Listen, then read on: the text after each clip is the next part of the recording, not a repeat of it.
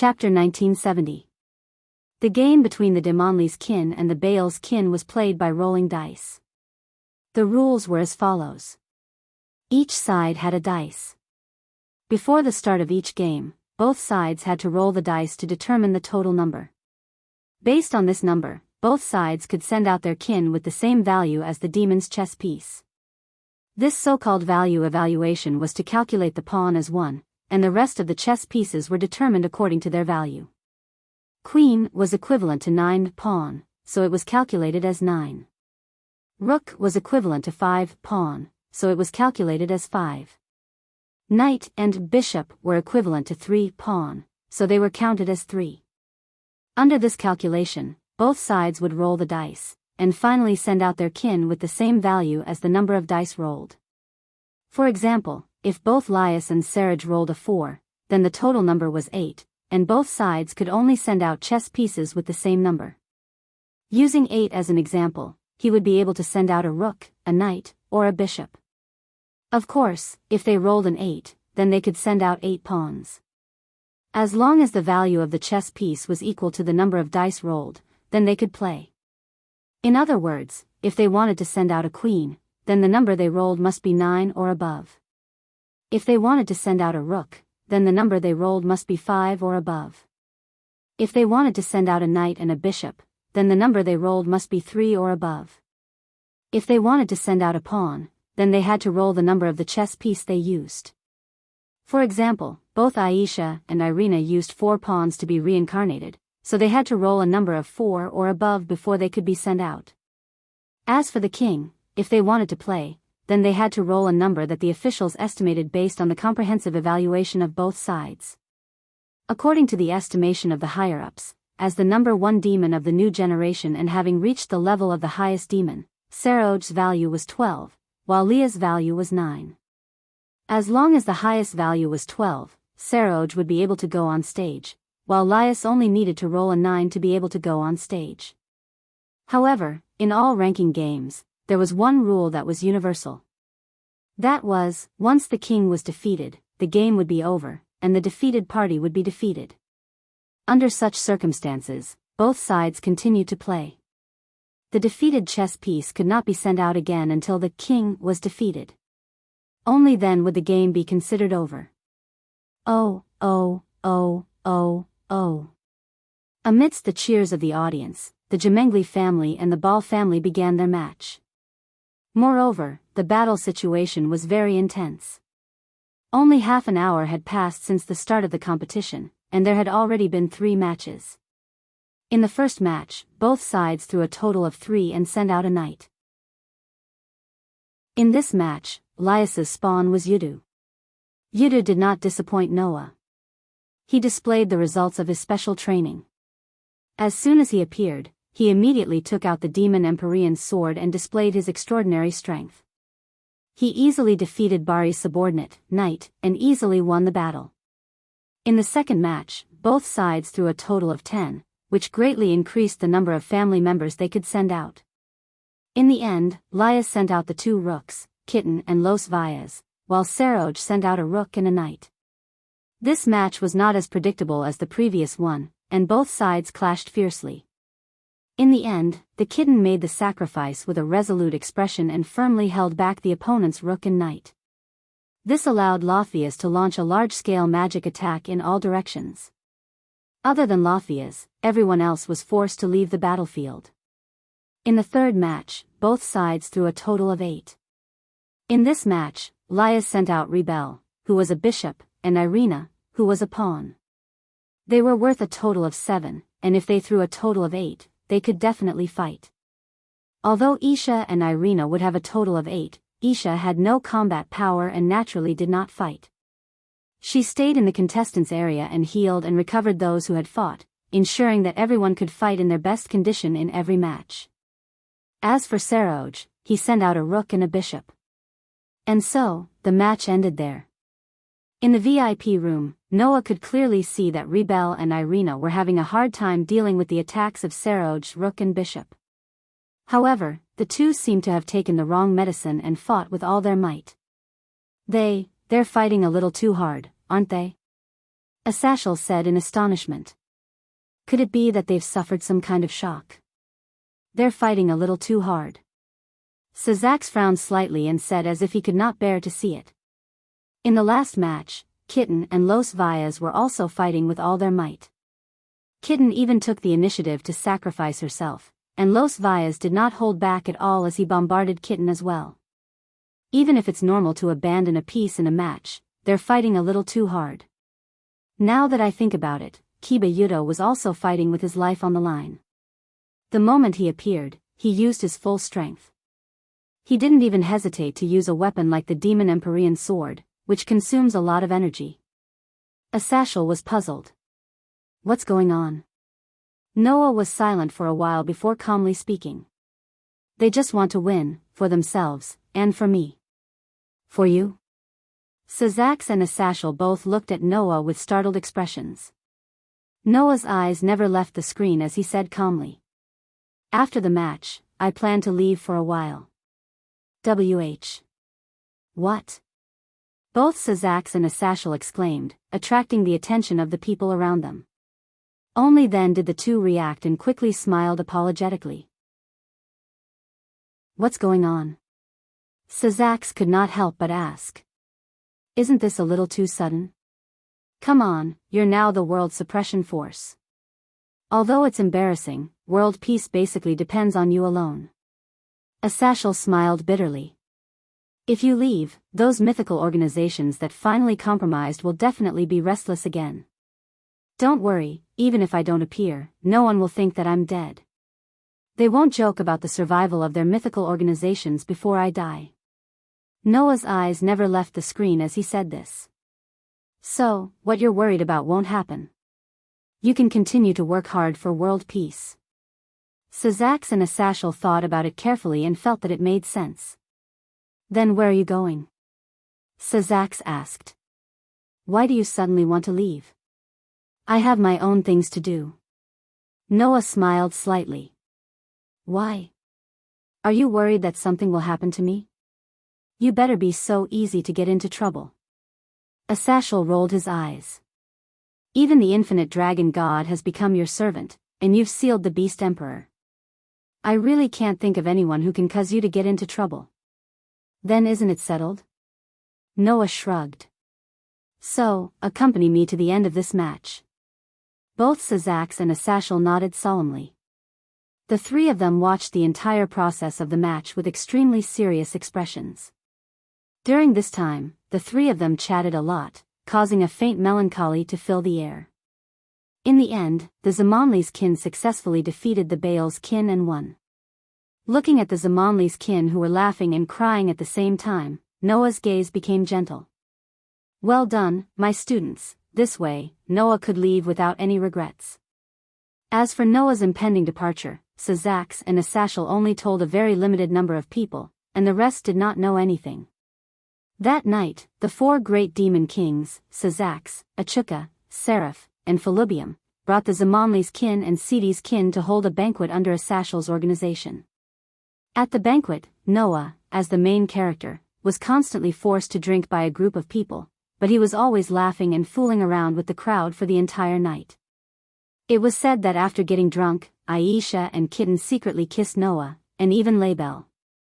It was said that Seraph, who was also drunk, seemed to want to have a passionate night with Noah, but was finally stopped by Liaz and Song. It was said that even Vala's team came later, and were dragged by Asashel to drink a lot of wine.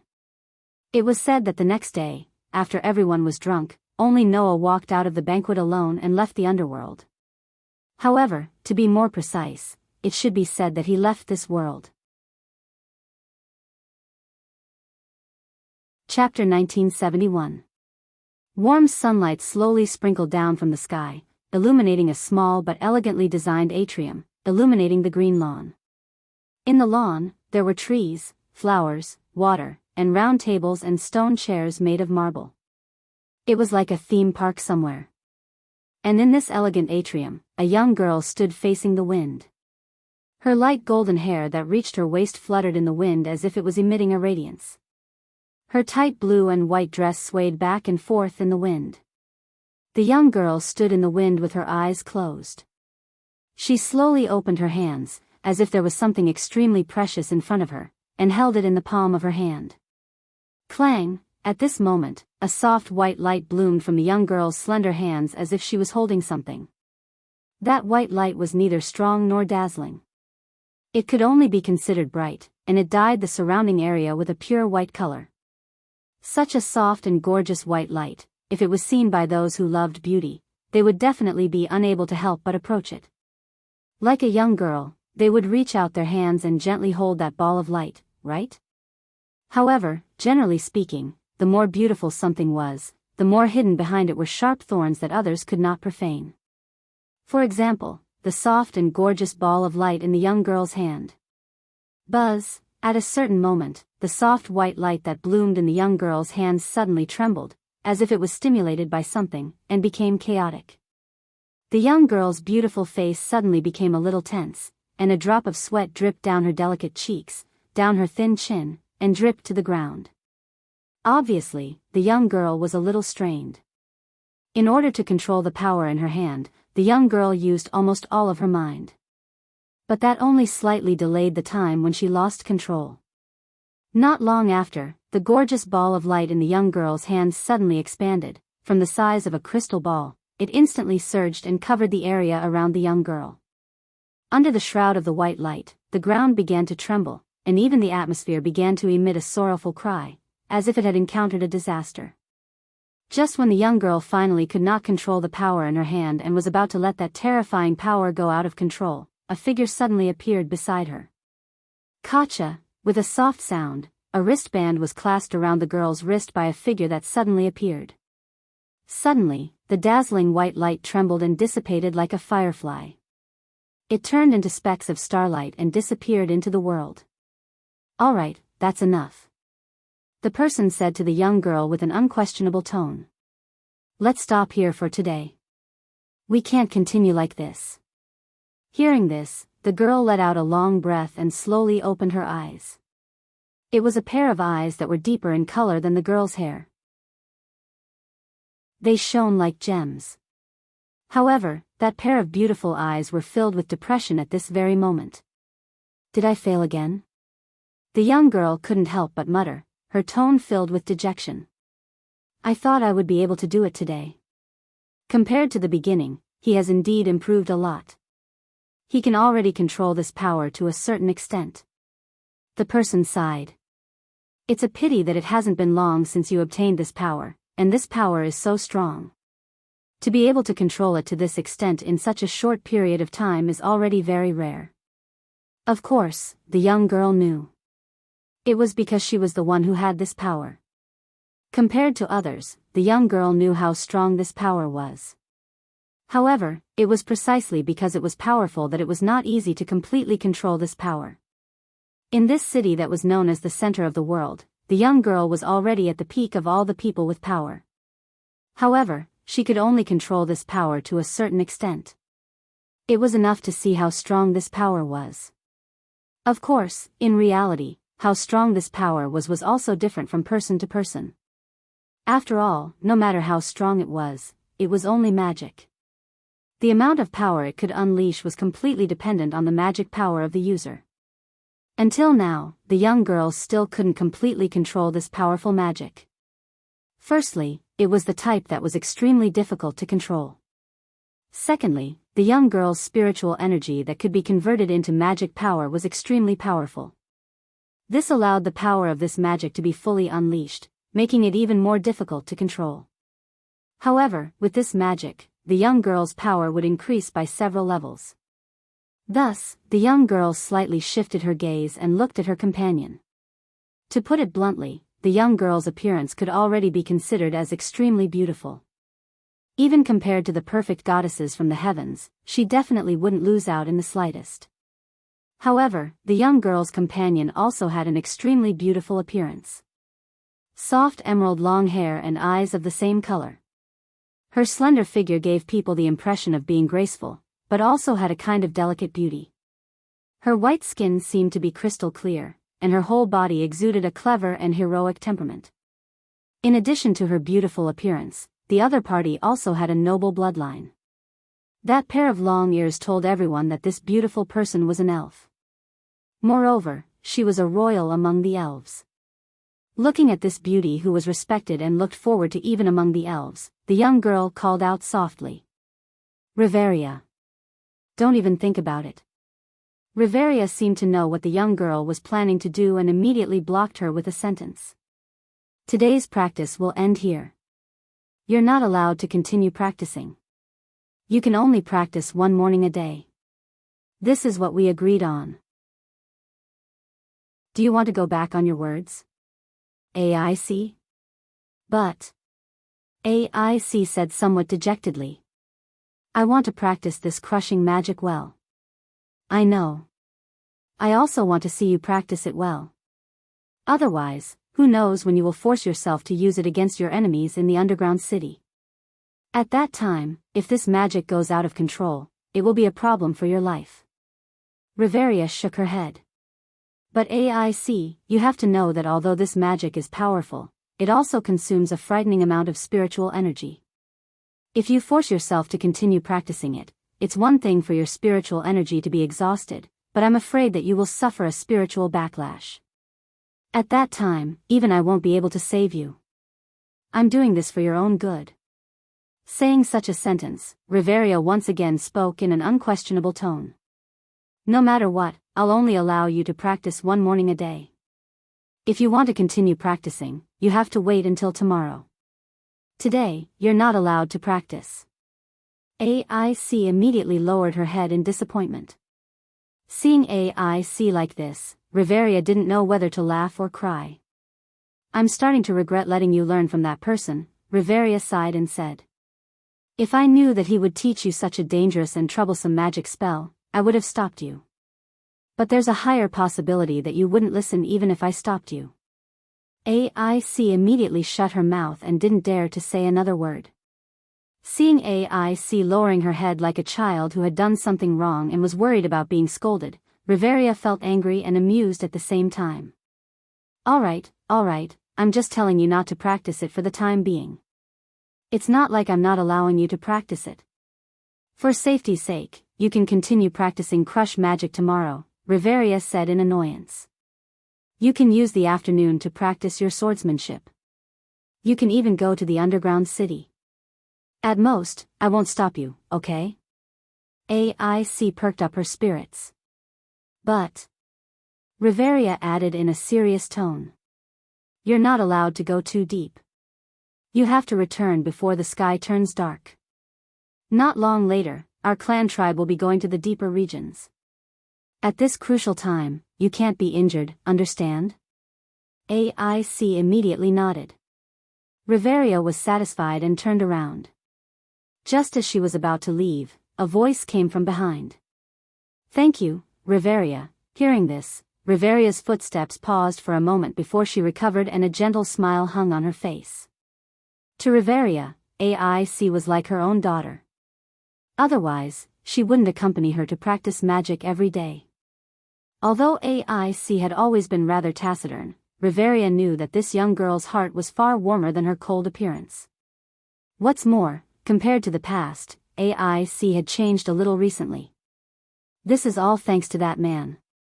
What an incredible man, Noah Doria. Chapter 1972. The Labyrinth City, Olalai. It was famous for being built on top of the underground city. It was a city surrounded by a strong city wall. The exterior of the city wall was an almost endless stretch of flat land. Inside the city wall, there were all kinds of buildings. In the center of the city, there was a huge tower that almost reached the sky. It was a skyscraper that was built on top of the lid of the underground city and connected to the entrance of the underground city, the Tower of Babel. Looking down from above, one could clearly see that within the labyrinth city of Orly, the 8 main streets were all connected to the tower, causing the central plaza surrounding the tower to appear as though it was filled with a sea of people. If it were not for the fact that it was noon and most of the adventurers had entered the underground city and had not yet returned, the central square would have been completely filled with adventurers. Even now, the entire city was still extremely noisy. Fully armed adventurers and supporters carrying large backpacks were coming and going. Some entered the Tower of Babel and went to the underground city, while others came out of the underground city. People were coming and going, and it was very lively. However, this lively atmosphere was disrupted at some point. On one of the streets that led to the central square where the Tower of Babel was located, there was a sudden commotion. There was only one reason for this commotion. That was a beautiful girl with light golden hair that reached her waist. She was wearing a blue and white skin-tight dress and a thin sword at her waist. She was walking slowly on the street. The newcomer was naturally Aze, who was allowed to enter the underground city by Riveria. Of course, even without Riveria's permission, Aze would go to the underground city almost every day when she could not practice crushing magic. Exploring the underground city's labyrinth could be said to have occupied Aze's entire life. That was because only by doing so, Aze could become stronger. Seeing Aze walking slowly from the other side of the street, the surrounding adventurers began to sigh. Is she here again? She comes to explore the underground city almost every day. Undoubtedly, she is a level 1 adventurer, and a LV6 level 1 adventurer. She even comes to explore the dungeon every day. No wonder she is known as the warrior concubine. If I become a LV6 adventurer, then I don't want to suffer so much. I will definitely swagger around and let others serve me every day. That's why you can only play a small role and never become a big shot. What did you say? What are you doing? Do you want to fight? I'm LV2. What's so great about it? Me too. Amidst the commotion of the people around her, AIC walked forward while thinking about this for the umpteenth time. This city was still so lively. However, at the same time, AIC felt a sense of loneliness. Everyone around her was bustling with noise and excitement while she was the only one left. She felt like she was out of place and this made her feel a little depressed. Although she appeared cold, AIC was not an arrogant person. On the contrary, just like what Riveria said, AIC was a girl who was cold on the outside but warm on the inside. Moreover, AIC's cold appearance was not intentional. It was just that this girl was not good at expressing her emotions, so she gave people a cold feeling. The gods gave AIC the title, Swordswoman. Adventurers also called AIC the warrior concubine. But in fact, AIC was just a very ordinary girl. She would be happy when she saw interesting things. She would be sad when she encountered sad things. She would like cute things. She would hate disgusting things. However, AIC rarely showed these on her face, making people feel that this girl was very cold and gorgeous. Of course, when others were laughing happily, AIC would also feel envious. It would be great if Tiona and Tiona could come with us, AIC subconsciously blurted out. However, unlike AIC who was obsessed with improving her strength, Tiona and Tiona, the pair of Amazons, although they were LV5 adventurers, they would not go into the underground city for no reason. They knew how to enjoy life very well. Now, those two sisters were probably with Leafia and had run off somewhere to play. Thinking of this, AIC came to the front of the Tower of Babel. As soon as she came here, a bigger commotion than before broke out. AIC thought that the commotion was because of her arrival, but she soon noticed that the surrounding adventurers were talking about it. Quick! Look over there. That person. Isn't that the tyrant? Tyrant. Just like how AIC was given the title, Swordswoman, by the gods, this was also a title. However, this title had only appeared in Eulalie recently. It had spread at an unimaginable speed, and everyone knew about it. Because, the owner of this title was undoubtedly the most famous person in the entire Maze City recently. Apollo's minions were defeated by him alone in the war game and were driven out of Eulalie. The main god of Freya's minions had endless love for him, but was rejected. The only LV7 in the Maze City was once forced to retreat by him. The gods were all eyeing him covetously and were always thinking of poaching him into their minions. Moreover, He was an important benefactor who taught crushing magic to AIC and let AIC get what she wanted. So, AIC was stunned for a moment, then raised her eyes and looked forward. The next second, AIC saw it. In front of the entrance of the Tower of Babel, a figure was standing there. The maze city, Eulalie. Noah looked at the vast square in front of him with people coming and going. Looking around the bustling city, a faint smile appeared on his young face. It hasn't changed at all, that was to be expected. It had only been a month, how could this bustling city, which had been developing since ancient times, have changed so much? However, for Noah, everything in front of him was somewhat nostalgic. There was no other reason. According to Noah's sense of time, he had been away from this world for nearly a year. He came back after nearly a year, and when he saw everything in front of him again, he naturally felt very nostalgic. Of course, this nostalgic feeling immediately disappeared in the next second. Because an extremely scorching gaze was cast from the direction of the Tower of Babel and fell on Noah's body. Feeling the scorching gaze that seemed to want to swallow him whole, the smile on Noah's face slowly disappeared. He turned his head and looked at the top of the Tower of Babel. His pitch-black eyes were filled with a sharp light that was as cold as the edge of a blade. Under such circumstances, the scorching hot gaze trembled slightly. Immediately, it retreated as though it was afraid. Noah could not help but twitch his mouth and withdraw his gaze in boredom. He lifted his feet and immediately wanted to leave. At this time, a soft voice rang out. "You're back." Hearing this voice, Noah stopped in his tracks and turned his head to look at the source of the voice. Over there, a young girl with a peerlessly beautiful appearance was staring at Noah with her gem-like eyes. There was not a single trace of emotion on her delicate face.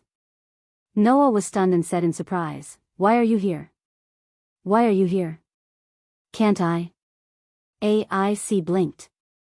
Although her expression did not change, she seemed to have suffered a blow. "Am I in your way?" "No. No." Noah hurriedly shook his head and waved his hand.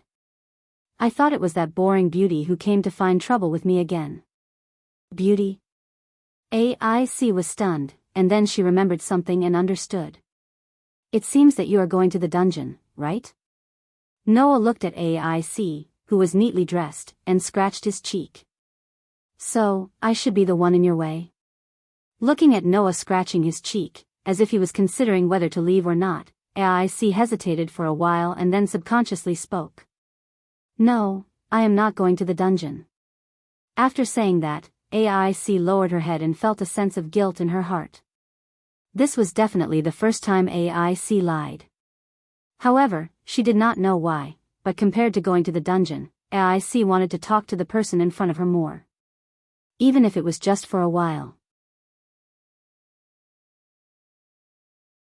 Chapter 1973. In the end, AIC didn't enter the underground city. Instead, she sat down with Noah on a bench beside the fountain in the central square and actually started chatting. Noah asked AIC about the recent situation of Hastia's clan. However, AIC was basically clueless.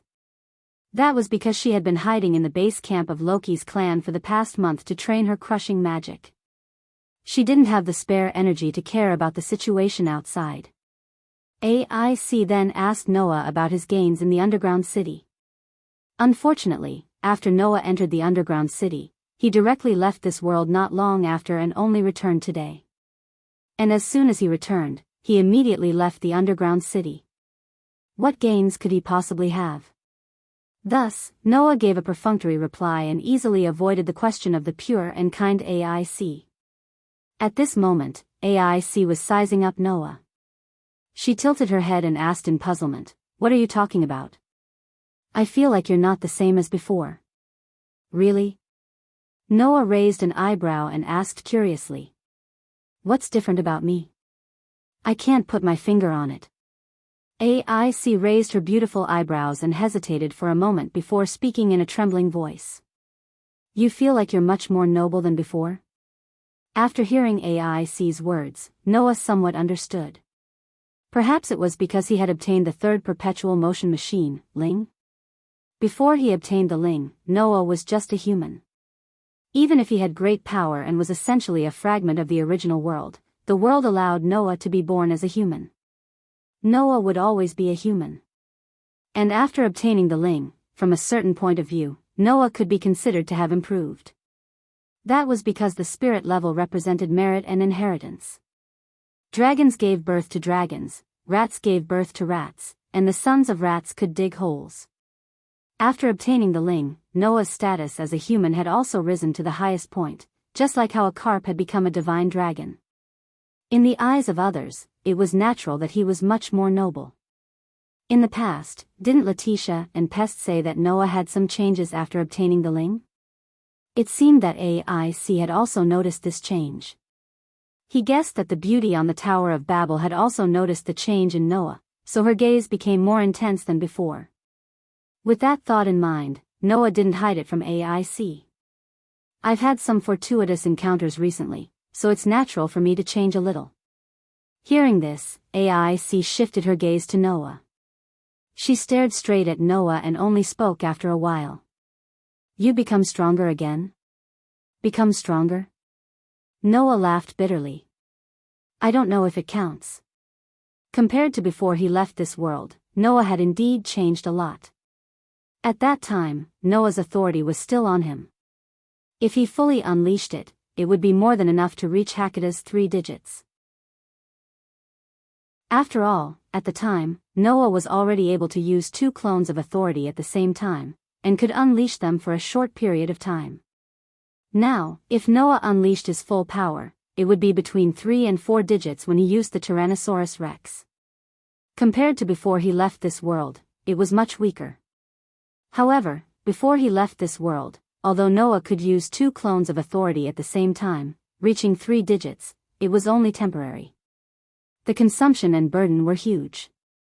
On one hand, he could reach 3 digits for a short period of time. On the other hand, he could reach 3 to 4 digits without any side effects. As for which side was better, he really didn't know how to calculate.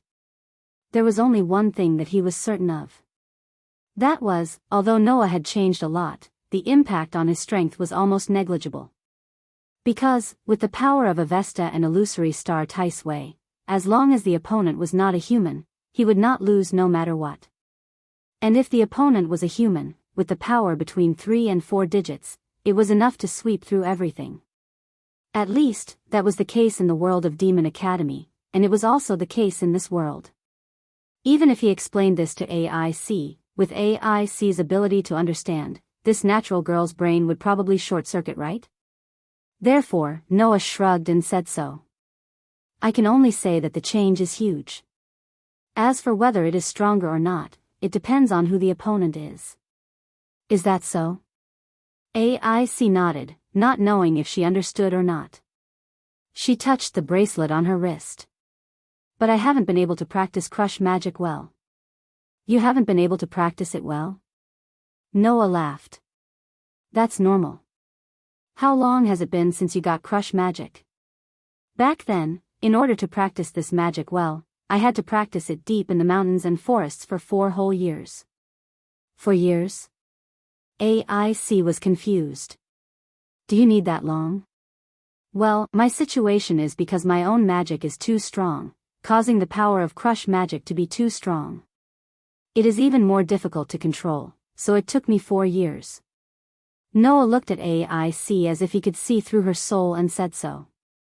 As for you, although your spiritual force is very strong, it has not reached the level of my childhood. With your talent and hard work, coupled with the assistance of LV6 ability value, if it goes well, in a few months, you should be able to apply it more or less in combat. A few months? AIC couldn't help but ask. A few months is only enough to apply it in battle? You should be satisfied. Noah said in a bad mood. The person who taught crush magic to me has been using it for decades, and he hasn't fully controlled it yet. It's already a good result for you to be able to apply it in battle. After that, Noah stretched out his hand and gently stroked AIC's head. AIC was stunned for a moment.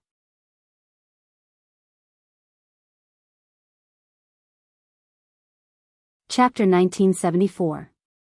Time passed by slowly.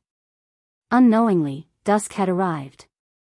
Noah and AIC, who had been chatting by the fountain in the central plaza for the entire afternoon, finally noticed the time and stopped chatting. "All right, it's getting late. I should head back."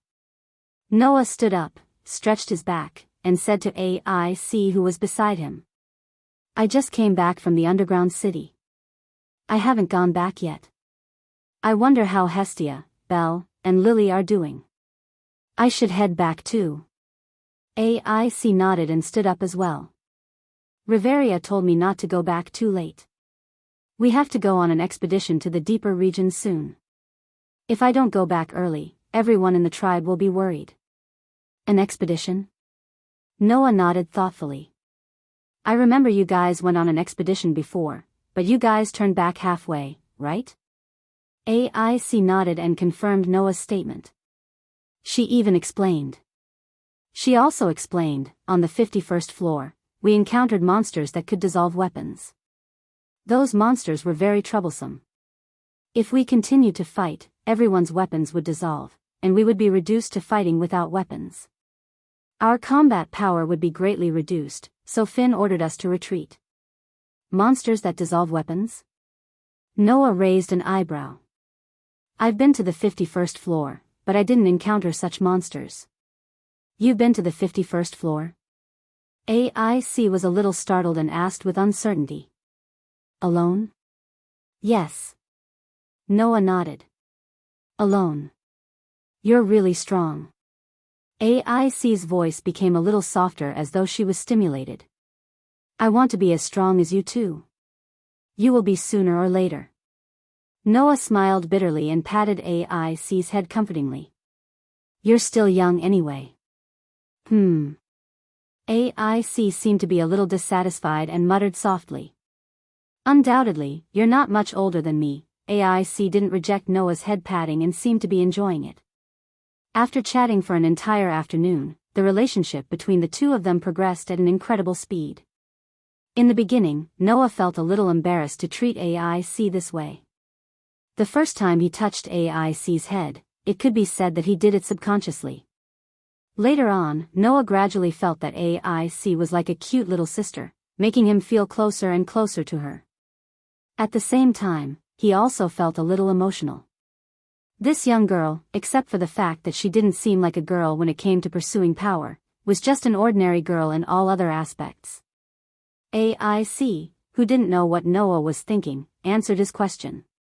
"The 51st floor is very big. Some areas haven't even been mapped out in detail. If you went to places that were recorded on the map, you probably missed those monsters." "Is that so?" Noah suddenly understood. "Well, it's not a bad thing anyway." Hearing this, AIC stole a glance at Noah. After hesitating for a while, she asked carefully, "Do you want to come with us during the expedition?"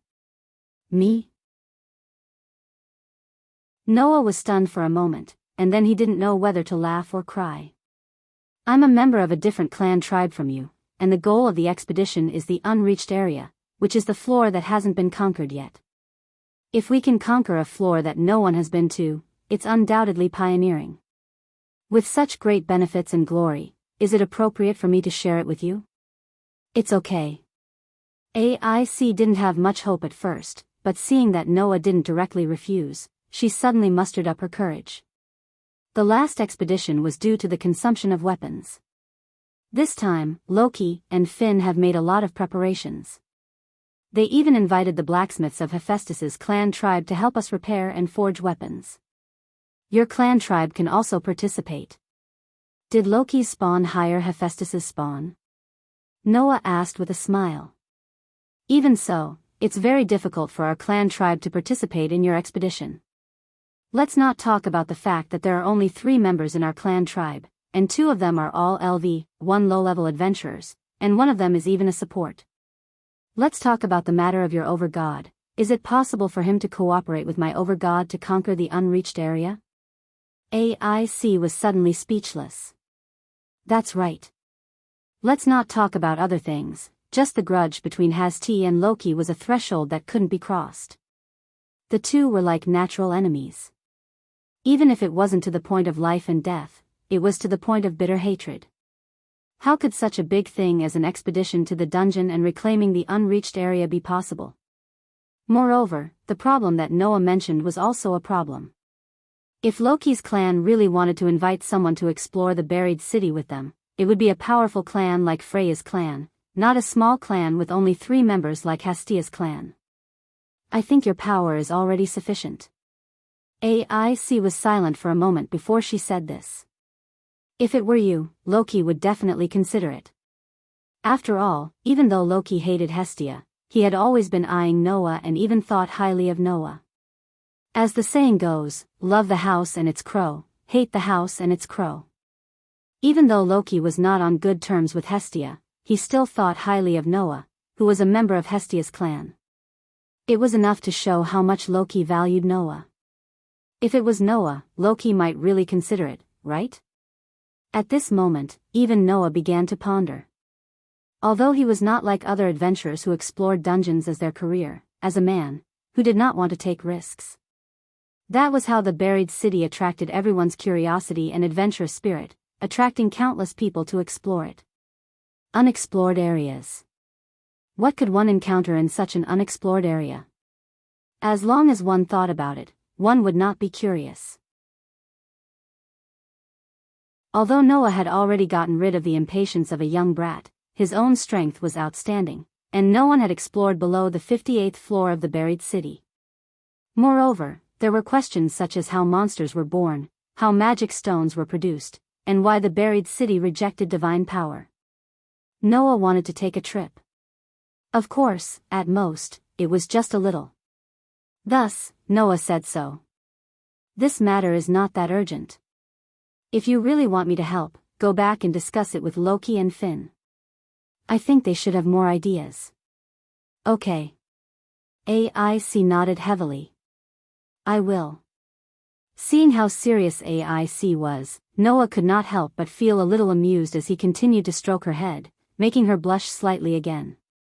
Noah had to admit that he really wanted to treat AIC as a cute little sister. After saying goodbye to AIC in the central square, Noah walked out of the square and walked in the direction of Hestia's clan. I wonder how everyone is doing. Recalling the members of the clan that he had not seen for almost a year, Noah's footsteps could not help but quicken a little. At the same time, the news of Noah's return from the buried city also spread like wildfire and was quickly learned by the major clans of Eulalia. The return of the tyrant, who once destroyed the entire clan of Apollo with his own strength and once forced the only LV-7 to retreat, suddenly attracted the attention of many people, including the Lord God of Hestia's clan. So, before Noah had time to return to the base camp of Hestia's clan, a commotion suddenly arose on the street in front of him. Get out of the way. Get out of the way. A petite figure rushed out from the other side of the street, shouting as she rushed. My Noah is back. I have to hurry to greet him. All of you get out of the way. Seeing the petite goddess rushing all the way, many people were startled and quickly moved aside. When they reacted, they were just about to scold her, but they suddenly showed a perverted expression. Because the petite goddess with an unusually full upper body followed the natural law of her plump upper body swaying up, down, left, and right desperately in the process of rushing all the way, which could make any man's eyes pop out. Noah was also almost scared. When he recovered, he quickly grabbed the goddess before she was about to rush past him. Ah! Hestia cried out in alarm and glared at him. What are you?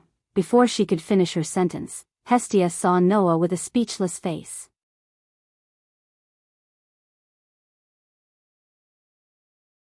Chapter 1975. Noah. Noah? Hestia asked in an uncertain tone, as if she was trying to test the waters.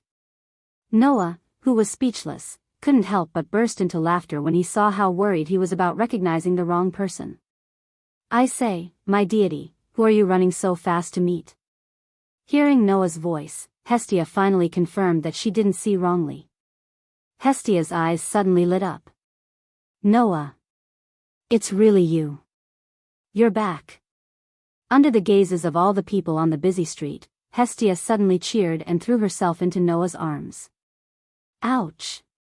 In an instant, with such a sound like a sound effect, the petite but extremely voluptuous goddess threw herself on Noah, pressing her voluptuous upper body directly in front of Noah.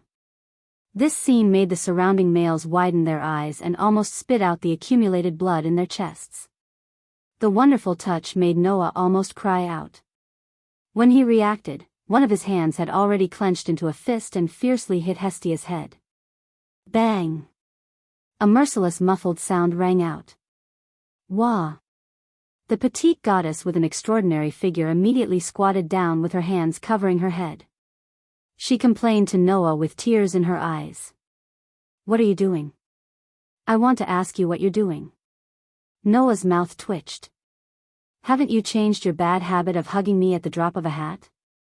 What? What's wrong with hugging? Hestia shouted with tears in her eyes. You're my lovely wife. Can't I hug you? No. Noah said without hesitation. Anyone can, but you can't. Ah. Hestia opened her eyes wide. Why? No reason. Noah couldn't help glancing at Hestia's voluptuous upper body. The corners of his eyes twitched, and he said rudely and unreasonably. You just can't. How could this happen? Hestia staggered as if she had been hit by a heavy blow. My Noah, you're actually starting to dislike me. Seeing Hestia's expression, Noah smiled bitterly. He had no choice. The way this young goddess expressed her feelings was too direct. In addition, her voluptuous figure made Noah's heart waver every time he was hugged by her. In order to avoid being killed by this cute girl, Noah could only force himself to be cruel. The surrounding males seemed to be able to understand Noah's thoughts, but they seemed to feel that it was a pity. For a while, they sighed repeatedly, causing the surrounding people to sigh. Noah didn't expect that one day, he would be understood by a group of passers-by. Tears streamed down his face. After smiling bitterly for a while, Noah half knelt in front of Hestia, who seemed to have received a heavy blow. He maintained the same height as Hestia, stretched out his hand, and patted Hestia's head. I'm back. Hearing this, Hestia's youthful but beautiful face gradually recovered. She looked at Noah and gave him a cute smile. Welcome back. I'm sorry. Please make way. At dusk, among the crowd on the street, a pair was running at an extremely fast speed. It was a pair of a man and a woman. The man was a human. It was a white-haired human who was about 15 or 16 years old. He was wearing pure silver light armor and had a short knife at his waist. The woman was a small human. The man had reddish-brown hair and was wearing a gray cloak. He was carrying a backpack that was almost as big as his body. This pair was constantly apologizing to the surrounding people, but they couldn't help but squeeze through the crowd and run at their fastest speed on the street. Lord Baal. Please go faster. I know. It was Baal and Lily. Baal and Lily squeezed through the crowd at an extremely fast speed.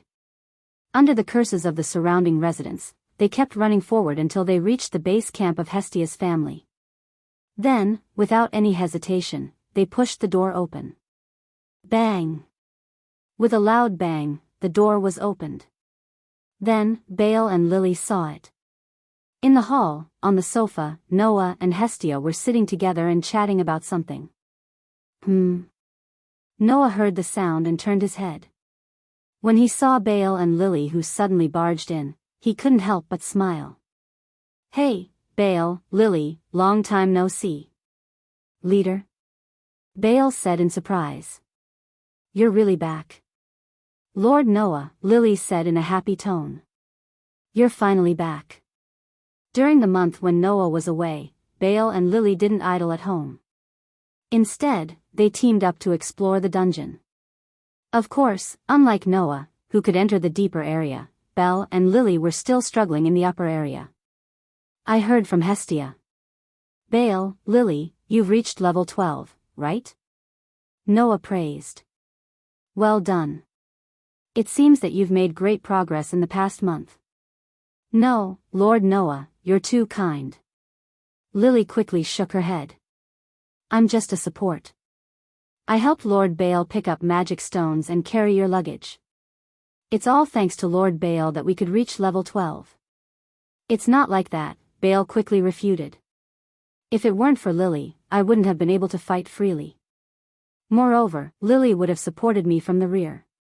Without Lily, I wouldn't have been able to reach level 12. No, no, no. Lily only contributed a little. Lord Baal is the best. No, no, no. Lily is the best. I'm just brute force. Without Lily, I wouldn't have been able to do it. Lord Baal, you're too modest. Lily is overestimating me. Noya and Hestia looked at each other and couldn't help but laugh at the same time. Noya and Hestia looked at each other and couldn't help but laugh at the same time. All right, both of you have worked very hard. As your over god, I am very happy, Hestia said with a bit of pride and emotion. A few months ago, I was still a destitute god who didn't even have a clan or a single member. That's why I've seen your performance, and I'm satisfied from the bottom of my heart. You don't have to decline. Hestia is right, Noah nodded and glanced at Baal and Lily. A month ago, Baal was still a rookie. Now, he's already reached the 12th floor. I've seen your progress and growth. Although Lily isn't good at fighting, I know that you're a think tank. Without you, Baal wouldn't have been able to clear the floors so quickly. You must have helped a lot behind the scenes. Both of you have done well. With that said, Noah picked up 2 pieces of parchment from the table. Even if you're modest, your current ability values are recorded here. I can see that you've made great progress just by looking at your ability values. Baal Crone LV. 1 Strength, B, 737, Durability, C, 677, Dexterity, B, 749, Dexterity, A, 817, Magic Power, C, 611, Magic, Flame Lightning, Quick Attack Magic Skills, Hero's Wish, Active Action has the right to execute it. Leluka Erdit LV. 1 Strength, I, 81, Endurance, H, 124, Dexterity, G, 236, Dexterity, F, 388, Magic Power, E, 404, Magic, Cinderella, Transformation Magic. Transformation image changes according to imagination when chanting. Failure when lack of specificity. Suggested imitation. Chant, your mark belongs to me, my mark still belongs to me. Incantation, the voice of the apocalypse at 12 o'clock. Skills, behind the scenes, bonus when the weight of the equipment exceeds a certain level. The ability bonus is proportional to the weight. Let's not talk about Lily for now. Baal's ability value is growing really fast. A month ago, none of his basic abilities were at level H, but now, the lowest one is at level C, ability value can't lie. Noah smiled. So, don't be modest. Is that so? Baal and Lily both scratched their heads embarrassedly, but there was a trace of excitement in their expressions. Clearly, the two of them were very happy to be praised by their leader, Noah. By the way, I just came back, and I'm a little hungry. Noah changed the topic. Baal, Lily, can you help me make something to eat first? Yes. Baal and Lily quickly put down the equipment in their hands and walked into the kitchen. Looking at Baal and Lily who walked into the kitchen, Noah's eyes narrowed slightly.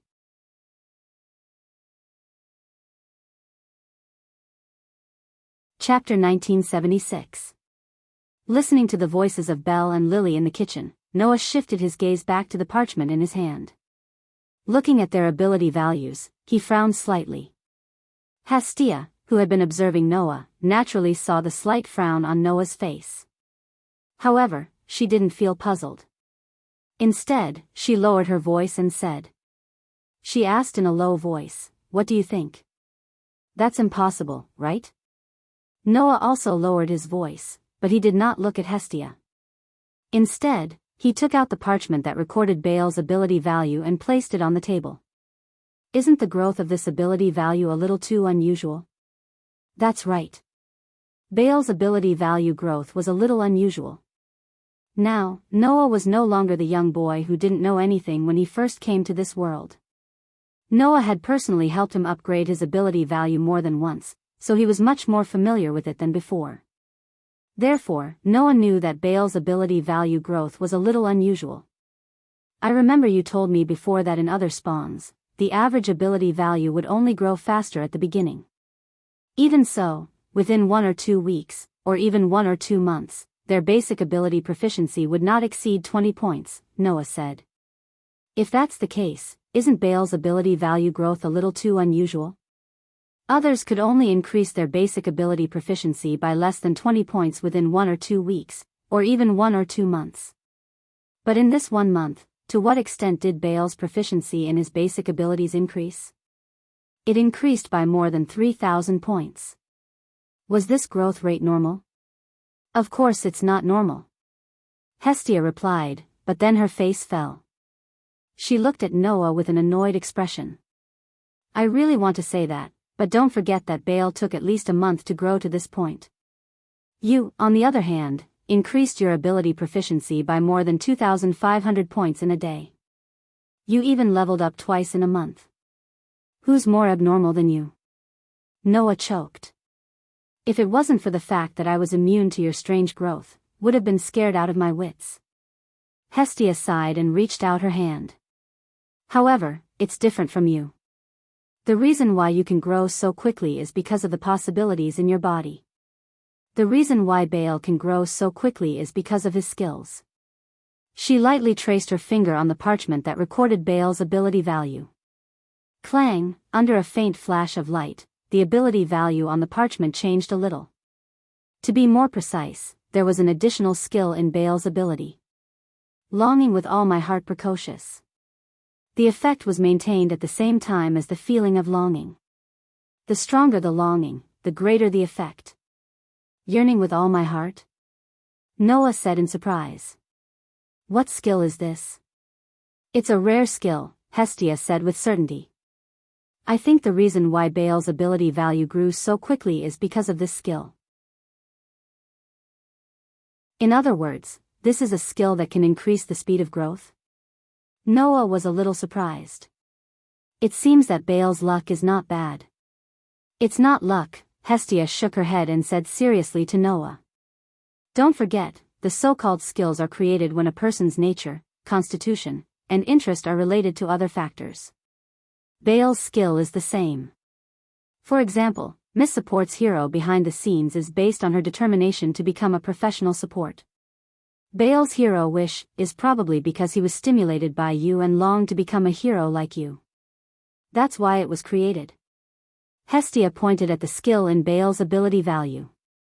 And this so-called yearning with all my heart is no doubt because Baal has a strong longing for someone. It's based on that.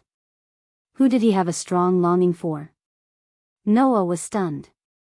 Then, he remembered how Baal always blushed in front of a certain young lady. His eyes widened at once. It can't be, that's right, Hestia said helplessly. The girl that Baal has his eyes on should be the one from that idiot Loki's clan. Who was it? Ace Wallenstein. In the beginning, Baal was looking forward to being the first person he would meet when he met the beautiful girl in the underground city. Since that was the case, it was not strange for Baal to have a yearning for AIC. Unfortunately, that Wallenstein doesn't have any interest in Baal, Hestia said with gritted teeth. If it was someone from our clan, I wouldn't mind helping Baal. But since Baal has his eyes on someone from Loki's clan, then don't even think about it. You two still don't like each other. Noah was speechless. But now that the riddle in his heart was solved, Noah's furrowed brows slowly relaxed. He crumpled the parchment in his hand. Also, I can roughly guess why you're hiding this skill. Baal's yearning with all his heart was definitely a rare skill. It might even be a unique skill. After all, if the same skill appeared, someone who grew so quickly would have made a name for himself long ago. Since Baal had a unique skill, if the gods of other clans knew about it, they would definitely rush over to snatch it. For gods who yearned for a little entertainment all day, the appearance of a rare skill would definitely arouse everyone's interest. When the time came, Baal would probably be devoured without leaving even his bones behind. That was why Hestia had hidden this ability and didn't want to reveal it. Perhaps even Baal did not know that he had such a skill. Baal is too gullible. Once he knows that he has such a rare skill, he won't be able to hide anything. Hestia puffed up her cheeks.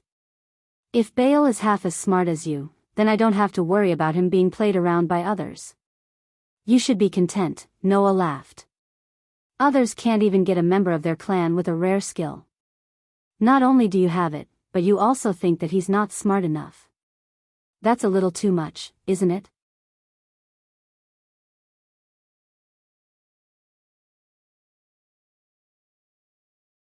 Chapter 1977.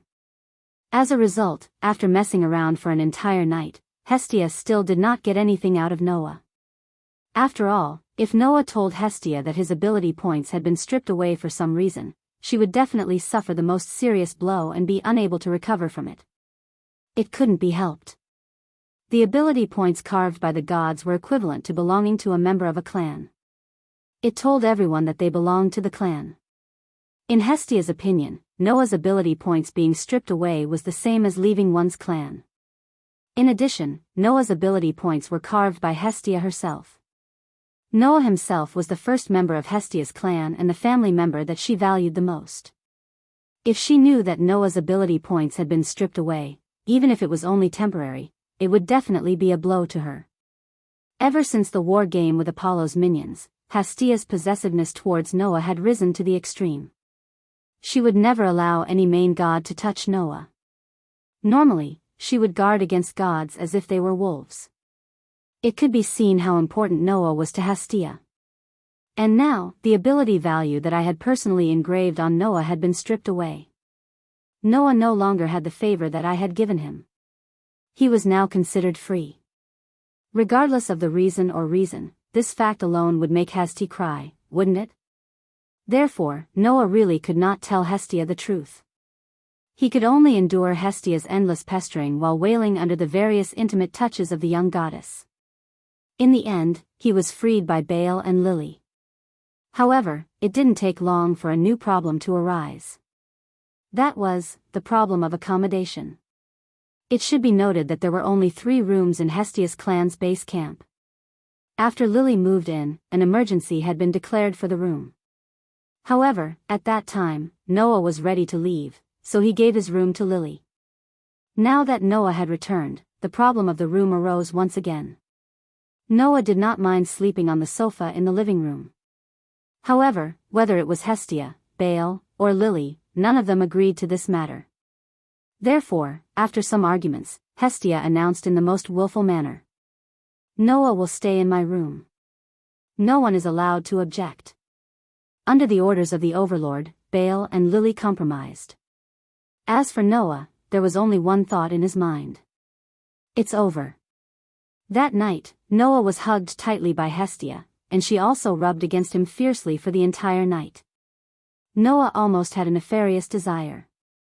If it wasn't for the fact that Noah knew that Aster, Athena, Orpheus, and Lilith were still living in his gift card, and that the 4 girls could peek into the outside world at any time and see what he was doing, Noah wasn't sure if he could endure it for the entire night. Not to mention, the goddess of wisdom seemed to have seen through Noah's heart. When Hestia gave Noah all kinds of benefits, she spoke to Noah in such a way that it was as if she had seen through Noah's heart. She is like me. She is famous for being a virgin goddess. She has always maintained her purity. Do you want to blaspheme such a goddess while she is sleeping? Is she my fated person? This sentence made Noah completely lose his temper. That night, Noah couldn't sleep without any suspense. Moreover, he would probably continue to have insomnia for the rest of the night. In this regard, Noah could only leave this sentence in the endless night. What kind of sin have I committed? The next day, as soon as the sun rose, Noah came out of Hestia's room. Leader. Lord Noah. In the living room, Belle and Lily, who were tidying up their equipment, were quite surprised to see Noah coming out of the room. There was no other reason other than the fact that Noah looked so tired that he almost had 2 dark circles around his eyes. In the hearts of Belle and Lily, Noah had always been a great existence. He was like a hero and a brave man. He could even destroy Apollo's family with his own strength. Even LV-7, who was known as Orly's ultimate weapon, couldn't do anything to him. He was so strong that he was like a god. Therefore, when they saw Noah's haggard face, Belle and Lily were really shocked. Noah didn't know that his appearance had frightened them. He yawned and greeted Belle and Lily. "Good morning, both of you." "Good morning," Belle replied stupidly before he realized what was going on. "No, it's not the time to say good morning." "Leader, what happened?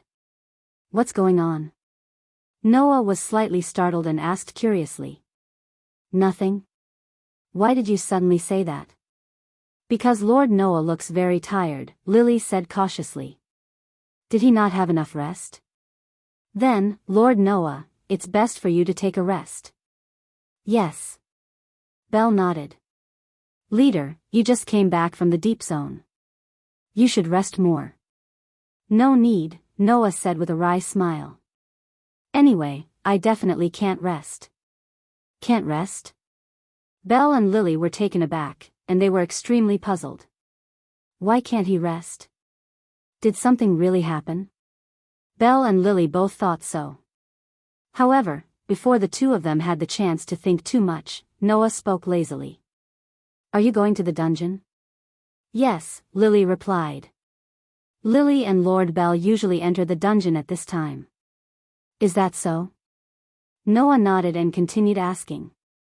"Then, which level are you going to today?" "Same as yesterday." "We're going to walk around level 12, Belle said dejectedly. "Actually, I want to go to level 13, don't even think about it, Lord Bell," Lily interrupted without hesitation. "Starting from the 13th floor is the middle floor. In the division of the guild, it is a floor that only LV-2 high-level adventurers can explore. Although Lord Bell is already considered to be outstanding in LV-1, after all, he is still LV-1 and cannot take risks." "But, isn't there Lily?" Belle asked. "If there's a team, even level 1 adventurers can go to the middle zone, right?" "Indeed, if there's a team, we can go to the middle zone." Lily sighed. "But Lord Bale, please think about it carefully. Our team only has 2 people, and only Lord Bale has sufficient combat power. Lily is only a support, and her combat power is not up to par. It is too dangerous for us to challenge the middle class in our current situation." Bell naturally understood Lily's meaning, but he didn't know what to say and lowered his head. Although it wasn't like before, where he wanted to seek encounters in the dungeon all day long, as an adventurer, he definitely wanted to challenge the lower zone. Unfortunately, the middle zone was different from the upper zone. Starting from the middle zone, the monster's strength would not only increase to a level that was extremely dangerous for level 1 adventurers, but the frequency of monsters' appearance would also increase greatly. With Bell's current strength, if he went to the middle zone, even with Lily's support, he would definitely die. Lily doesn't want to stop Lord Bell like this, but it's really not suitable to go to the middle zone at the moment. Even if Lord Bell rose to level 2, Lily would still stop him. Lily said very seriously.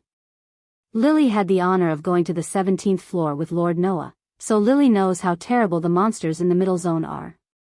Unless Lord Bell can find other trustworthy teammates, it's too dangerous to go to the middle zone now. Teammates?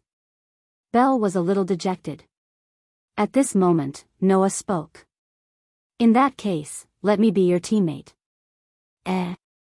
Belle and Lily first made a sound of disbelief, and when they understood Noah's meaning, even their eyes widened. "Leader, Lord Noah, will be our teammate? Don't make a fuss, okay?" Noah was speechless. "No matter what, we are all partners of the same clan. Is it strange to go to the maze together? Or do you not trust me?" "No. There's no such thing." Belle's head shook like a rattle drum, and Lily quickly said. "It's just that Lord Noah has just returned, and he should have a good rest." It's a waste of talent to go to the dungeon with us. No, it's a waste of talent. Whether it's a waste of talent or not, it should be up to me, not you, Noah said snappily. Do you think I'm going to take care of you? Belle and Lily suddenly looked at each other and said in unison. Isn't that so? Suddenly, Noah choked on his words. Okay, maybe more or less, but I'm not going to escort you on a whim. I don't intend to spoil you to this extent. Noah rolled his eyes. Are you going or not? At that moment, Belle and Lily could only nod helplessly.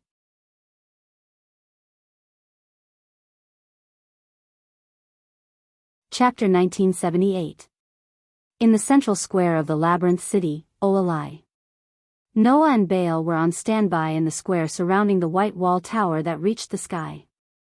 Looking at the sleepy Noah standing in front of the Tower of Babel and yawning incessantly, the surrounding adventurers who were preparing to enter the dungeon whispered to each other. That's the tyrant, right? He looks more lazy in real life than in the live broadcast of the war games. What do you know? Maybe to him, entering the dungeon is such an easy thing to do. Well, to the tyrant, other than the deeper levels, the upper, middle, and even lower levels are all very easy, right? In other words, he doesn't intend to enter the deeper levels today, right? After all, he just came back yesterday, the adventurers were whispering to each other as they looked at Noah in awe. Noah, who was used to it, did not care about it, but Bale felt a little uncomfortable. I feel so much pressure standing next to the leader. One was a super famous person that even LV5 and LV6 adventurers could only look up to. The other was a rookie LV1 adventurer who had not leveled up yet. How could the adventurers not feel pressured when the two of them stood next to each other and were surrounded by people who were whispering to each other? At least, Bale felt a little pain in his stomach. Under such circumstances, Bale fully realized how amazing the people around him were. I don't know when I can be like the leader and Miss Wallenstein, who are respected by everyone. While Bale was thinking about this, the surrounding people started to talk about him. Who's that white-haired brat next to him?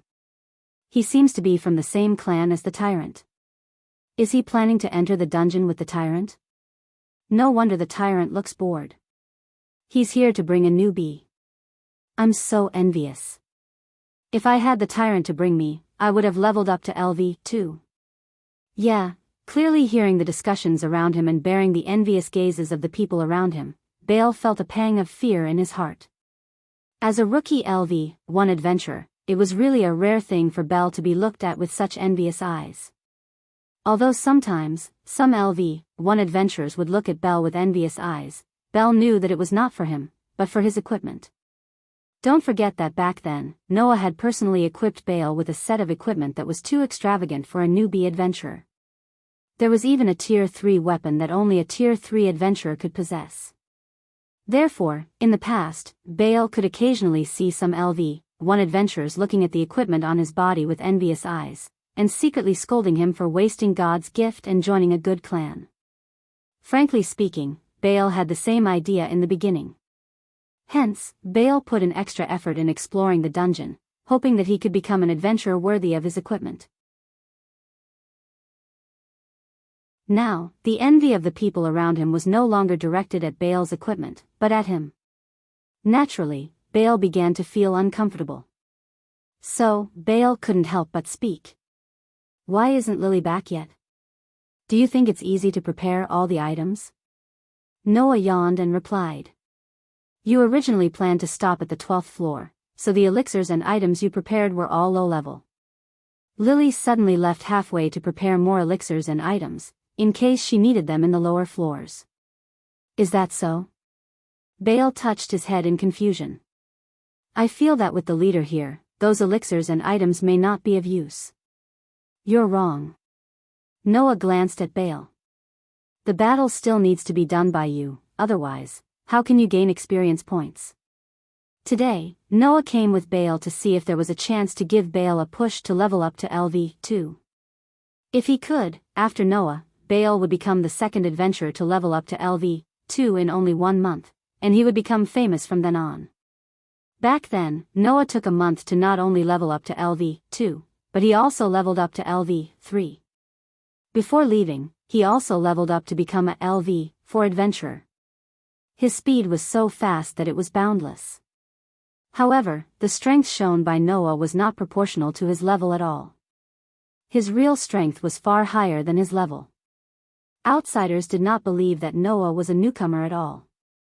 The guild had Noah's information, but it was filled in when they registered. As a result, even the staff cast a suspicious look at Noah. Obviously, they did not believe it. If there was a genius who took only 1 month to level up to LV2 in Hestia's clan, then no one would think that Hestia was just lucky to pick up a treasure. Noah just wanted to tell everyone that Hestia was also qualified to be the main god of a clan. Under such circumstances, Noah and Baal waited for about half an hour. In the end, instead of Lily, another group of acquaintances appeared. Little brother. Accompanied by such a voice, in the distance, an Amazon girl with wheat-colored skin waved enthusiastically in the direction of Noah. Beside the Amazon girl with wheat-colored skin, there were 3 other people. One was an Amazon girl with wheat-colored skin. A very pure elven girl. There was also a young swordswoman with light golden hair that reached her waist. She had golden hair and golden eyes. Surprisingly, they were Tiona, and Rafia of Loki's clan. As well as Ace, who was the first to welcome Noah's return yesterday and chatted with Noah for a whole afternoon. You. Noah looked at the girls of Loki's clan in a daze. You're here too. Miss Wallenstein? Baal's face quickly turned red when he saw Ave. He hurriedly hid behind Noah. Unfortunately, the girls of Loki's clan didn't care about Baal at all and ran straight to Noah. Long time no see, little brother. Tiona hugged Noah's arm as if she was very happy. As expected, you came to the dungeon today too.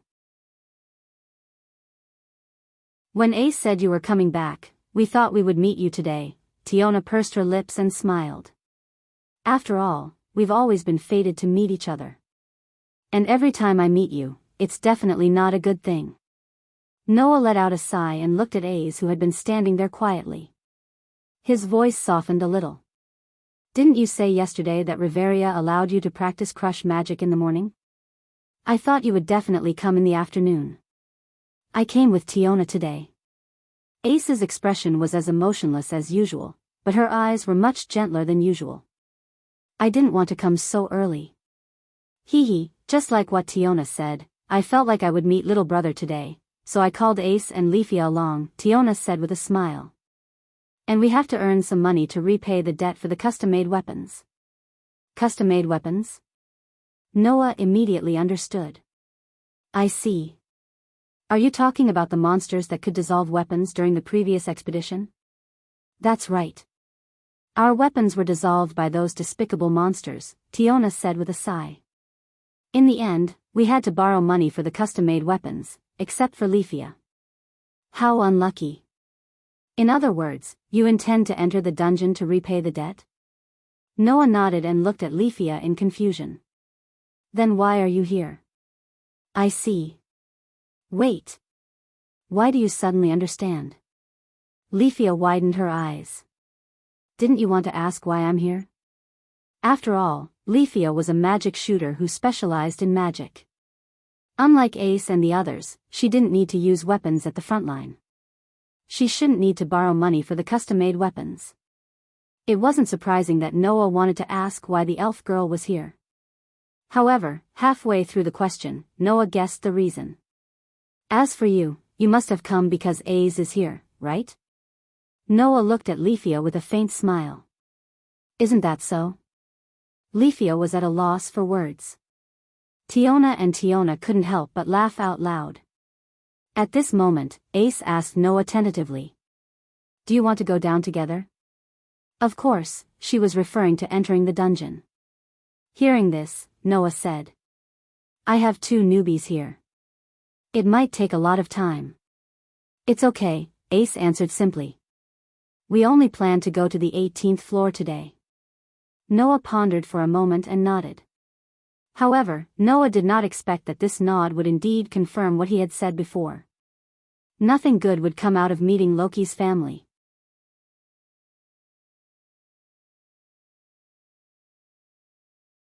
Chapter 1979. In the fog-filled underground city, a roar that caused the air to tremble slightly resounded. This was the 12th floor of the underground city. On this floor, shrouded in heavy fog, a fierce battle was going on. Baal, holding a dagger, was like an arrow leaving the bow. He stomped on the ground and rushed towards the group of orcs in front of him. It was a group of huge orcs with pig heads and beast bodies. There were not many of them, about a dozen or so. However, these dozen or so orcs were definitely not something a LV-1 adventurer could deal with. However, Baal rushed forward without fear. The dagger in his hand cut through the air again and again, bringing with it a cold blade light, passing through the fat bodies of the orcs. Poochie poochie poochie. Along with the sound of ripping silk, the cold blade light easily cut open the fat body of the half-beast man. It cut open the thick flesh and peeled open the tough fur, causing numerous hideous wounds to appear on the half-beast man's body, causing bursts of blood to spurt out. The orcs all roared in pain, but after being injured, they became even more violent. Holding a stick in their hands, as if they had fallen into madness, they fiercely swung it at the adventurer who attacked them. However, before that, Baal had already relied on his extraordinary speed to escape like a rabbit, causing the clubs that were swinging towards him to smash heavily onto the ground, causing a series of muffled sounds and sand to fly everywhere. Baal wandered in the flying sand at an impressive speed. His figure was like lightning. Every time he rushed in front of the orcs, he would leave a bloody wound on the huge bodies of the orcs, causing the orcs' painful howls to resound for a long time. In the distance, Noah and a group of girls from Loki's clan watched this scene leisurely, constantly expressing their own thoughts. What fast movements! That little brother seems to be very good at dealing with heavy opponents. Tiona, he's really fast, although he's far from being as fast as Bert, but Bert is a werewolf who's good at speed, and he's also a LV-5 adventurer. I guess he wasn't as fast as Bert when he was LV-1, right? Tiona, however, compared to that little brother named Baal, that little guy named Lily is really powerful. Tiona, yeah, I'm surprised. Tiona, under the words of the Amazon twins, everyone looked at the corner some distance away from the front line. Lily, who was carrying a backpack that was twice as big as her body, stood there. As a supporter with little fighting power, it's not strange for her to be far away from the front line. However, Lily didn't just stand there. Instead, she raised her hand with a serious face, using the crossbow equipped on her arm as a weapon, constantly pulling the bowstring, and shooting arrows. Both Tiona and Tiona were confused when they saw Lily's actions at first. This was because orcs were considered to be one of the highest level monsters on the 1st to 12th floors. Although their huge size and fat body made their movements clumsy, they were famous for their monstrous strength and thick fur. They weren't characters that could be killed by mere bows and arrows. Therefore, the twin Amazon sisters didn't know the purpose of Lily holding a crossbow and shooting in the corner at first. It wasn't until a while later that their eyes lit up. They saw that the arrows shot by Lily were not aimed at the orcs, but at the ground. The arrows were shot one after another on the ground, but it just happened to stop the group of orcs who intended to attack from behind Baal, giving Baal a chance to breathe. After he reacted, he immediately brandished his sword and cut the bodies of the orcs. Almost at the same time, Lily's arrows were shot again, but this time, they didn't land on the ground. Instead, they were aimed at the orcs who were cut by Baal's short sword. The sharp arrows seemed to have eyes as they pierced into the open wounds of the half-blood beastmen. The half-blood beastmen howled in pain and even slowed down their attacks. Knowing that ordinary arrows would not be able to harm the thick-skinned orcs, Lily had been supporting Baal in such a way, making use of every opportunity she had.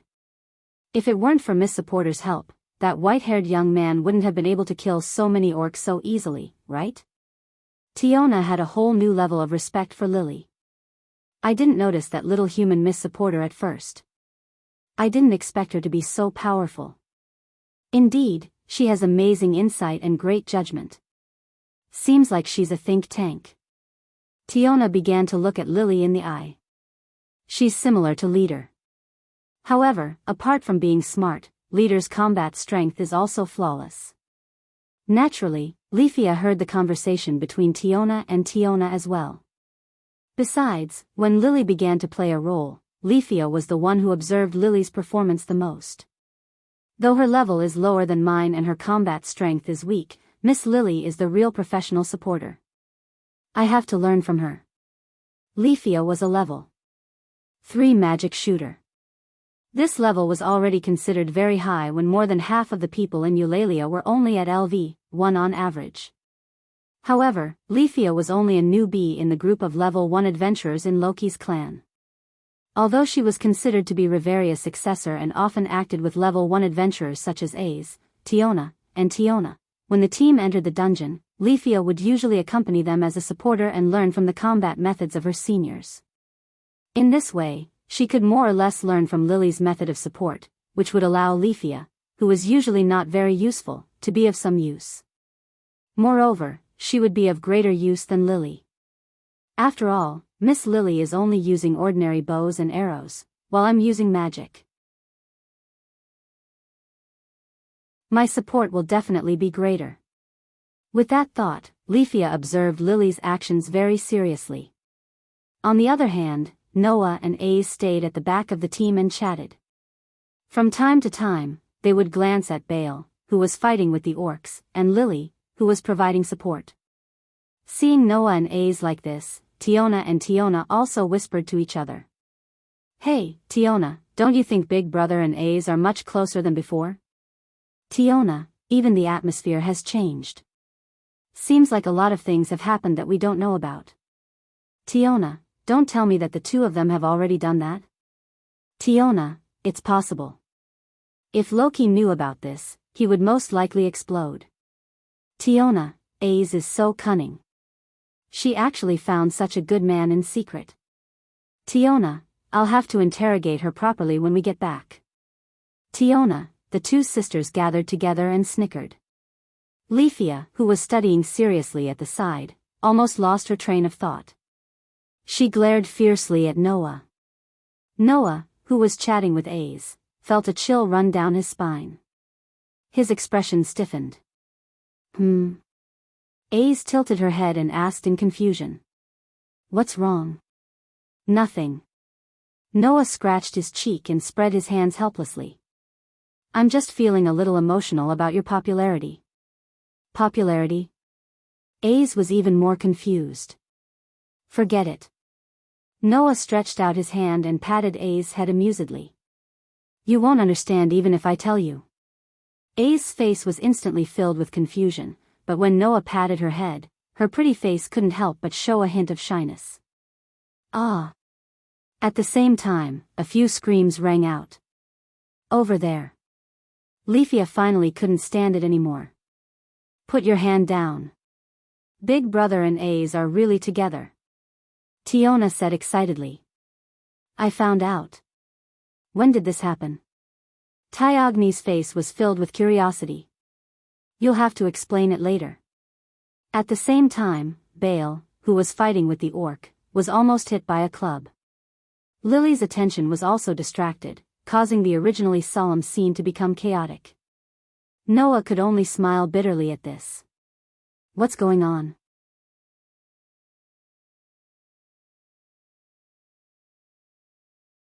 Chapter 1980. After spending about 10 minutes, Belle and Lily finally dealt with a group of orcs in the chaos and arrived before Noah. Lord Noah, Lily grumbled. Please don't distract Lily and the others while flirting with the girls, alright?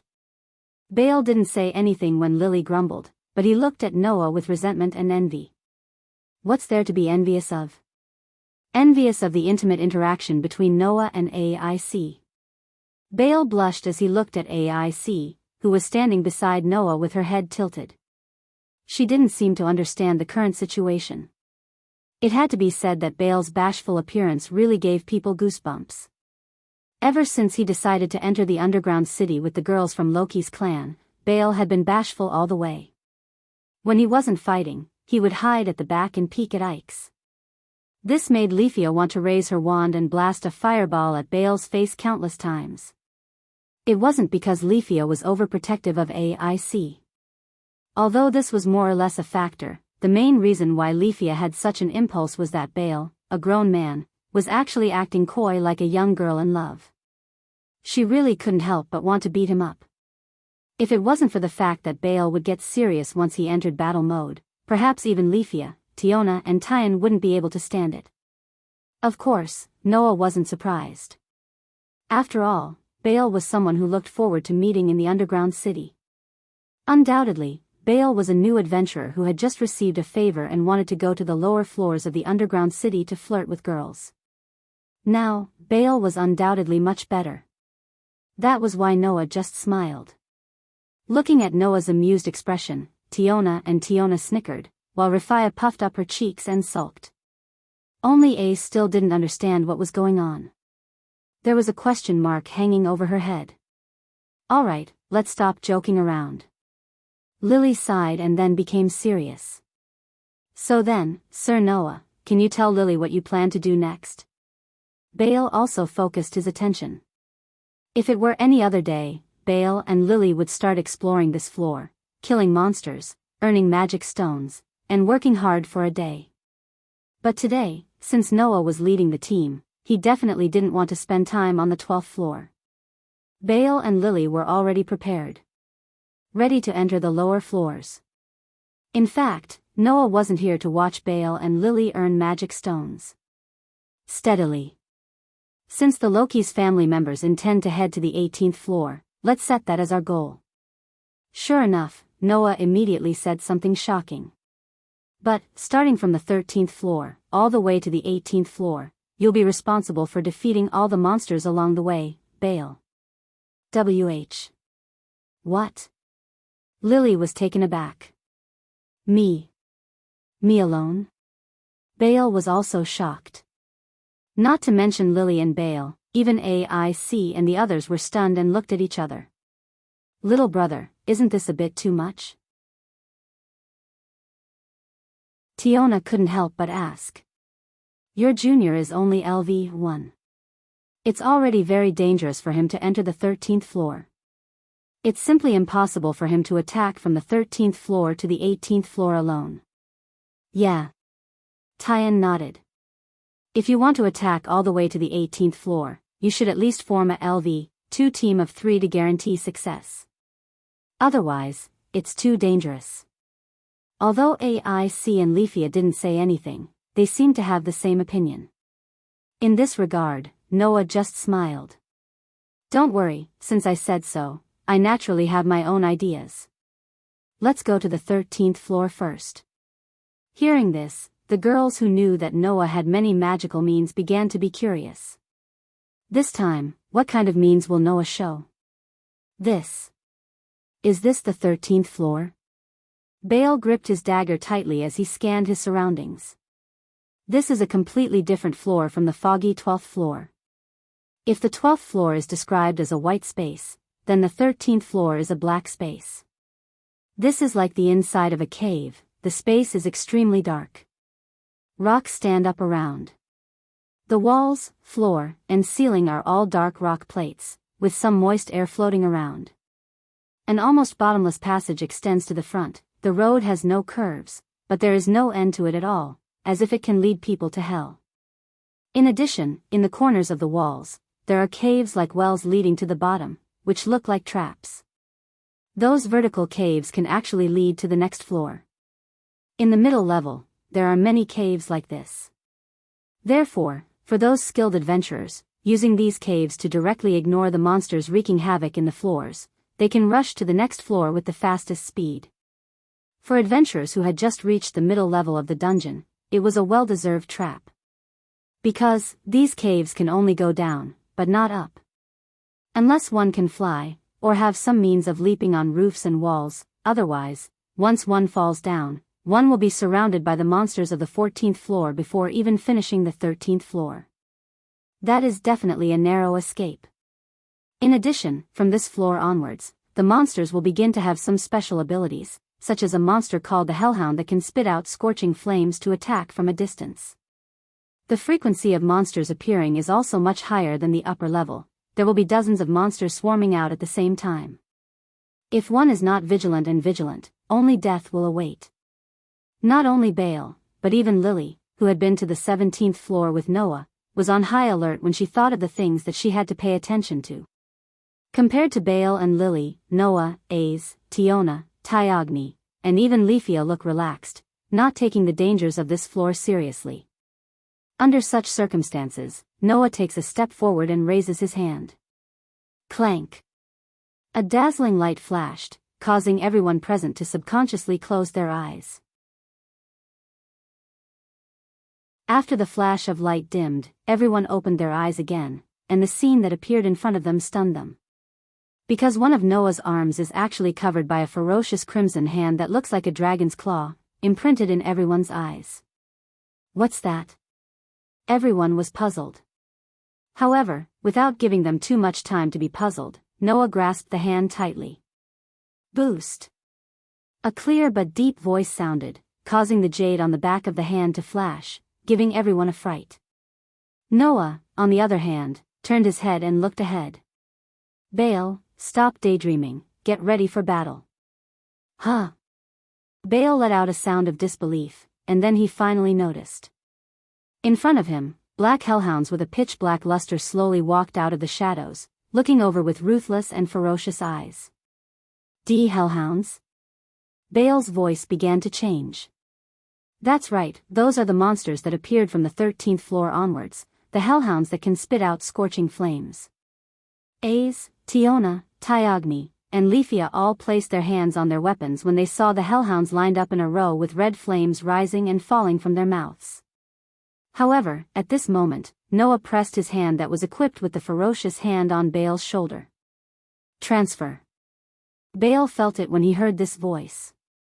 He felt a powerful force surging out of his body. This. Bale was stunned.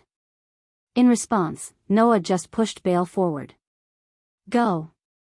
Bale reacted when he heard this, and his eyes suddenly focused. Bang.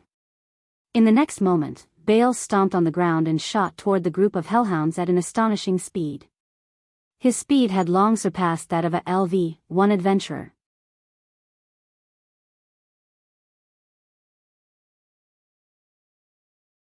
Chapter 1981. At this moment, not only Lily, but even the girls from Loki's clan were stunned. Whoosh! Bale shot towards a Cerberus at a speed that caused the entire cavern to reverberate with faint sonic booms. The Cerberus was still trying to suppress the flames in its mouth. Before it could react, Bale's dagger had already slashed across. Slash! The crisp sound of flesh being torn apart sounded. The sharp dagger cut through the Cerberus's neck, cut through the tough flesh, and came out from the back of the Cerberus' neck without any obstruction. Slap! The Cerberus head fell to the ground, rolled a few times, and scattered into a pile of ashes. Bale, who was still in the posture of wielding his dagger, was stunned. Lily, who was about to raise her crossbow to support, was stunned. Ace was stunned. Even the three girls, Tyone and Leafia, were stunned, and their eyes widened slightly. Noah was the only one who spoke calmly. Don't be in a daze. Continue to kill. Yes. Bale couldn't care less. His figure turned into a gust of wind, and he rushed toward the Cerberus. Slash. Slash. Slash. Chaotic tearing sounds echoed in the dark and damp cave, sounding rhythmically. Every time the sound sounded, a burst of red blood would splash into the sky, and a Cerberus corpse would fall to the ground. Undoubtedly, even LV-2 adventurers had to be wary of the middle-level monsters, but at this moment, a LV-1 adventurer killed them one by one as if they were vegetables. In less than 10 seconds, more than a dozen Cerberus fell to the ground. Blood stained the ground, and the cave returned to silence. Bale, who was standing in the middle of a pile of Cerberus corpses, stared blankly at the Cerberus corpses, and he was at a loss. Did I do this? Not to mention Bale, even the group of level 1 adventurers doubted their eyes. It wasn't difficult for Ace, Tyone, and Tyone to kill a group of level 13 Cerberus as if they were vegetables. If he wanted to do the same thing, it would be a piece of cake. However, if it was a LV-1 adventurer, it would be different. Even a LV2 can't be that straightforward, right? Tyogni muttered. What's going on? In the next second, everyone turned their heads and focused their gazes on Noah. No. To be more precise, it was concentrated on the ferocious crimson gauntlet on Noah's arm. At this moment, even a fool could understand. The reason why Baal had suddenly become so strong was all because of the gauntlet. Under the gaze of everyone present, Noah smiled slightly and raised his arm equipped with the gauntlet in front of him. It's called Red Dragon Emperor's Boosted Gear. As a weapon, its performance is almost negligible, but it has a powerful ability. It can double the power every 10 seconds, and the power can be transferred to other individuals. The duration of the effect depends on the number of times it is doubled. Hearing this sentence, how could everyone not understand? The reason why Baal suddenly became strong was because Noah increased his power. It can double the power every 10 seconds? Everyone felt dizzy. Doesn't that mean that as long as you have this gauntlet, let alone a LV5 adventurer, even a LV6 or LV7 adventurer can compete with it? Moreover, if there is no limit to the doubling, how strong will you become in the end? Stronger than a god? No. Impossible. Leafia was really shaken. How can such a tool exist? Isn't this too unfair? Tyone, Tyogni, Lily, and Baal also looked at each other, and for a moment, they were speechless. Only Ace stared closely at Noah's gauntlet, and her eyes could no longer move away. Double the power every 10 seconds. Such an ability was like a divine artifact that she had been yearning for in her dreams since she was constantly pursuing power. Clearly knowing everyone's thoughts, Noah curled his lips. Okay, don't be surprised. Although the ability is very powerful, it is not as terrifying as you think. Not to mention the problem of maintaining the doubled power, the number of times it can be doubled according to each person's strength and weakness. Simply put, this ability can indeed be infinitely strengthened, but the target who can bear the doubled power has its own limit. It can't really be infinitely strengthened. Even so, it's quite amazing, right? Not to mention other things, as long as the power can be doubled once or twice, it is not impossible to challenge a higher level. Isn't this enough to surprise people? As if seeing through everyone's thoughts, Noah suddenly smiled. Yes, even if there is a limit to the strengthening, this ability can easily allow people to challenge a higher level, and challenging a higher level is a great achievement. When Noah said this, everyone suddenly quivered. Yes. Challenging a higher level is a great achievement. Then doesn't that mean? Lily's voice trembled a little. As long as you have this power, then anyone can level up? It varies from person to person, right? If the possibility is too small, you can't level up, right? Noah shrugged and looked at Belle, who was stunned there. However, with this ability, it won't be a problem for you to attack all the way to the 18th floor. However, you, LV1, attacked the 18th floor alone. If you still can't level up, then even I won't believe it. Level up? Belle was stunned. Me? Level up? Don't doubt it, it's you, Noah said in a bad mood. If it's not to help you level up, why do you think I'm here? Belle was at a loss. I can level up too.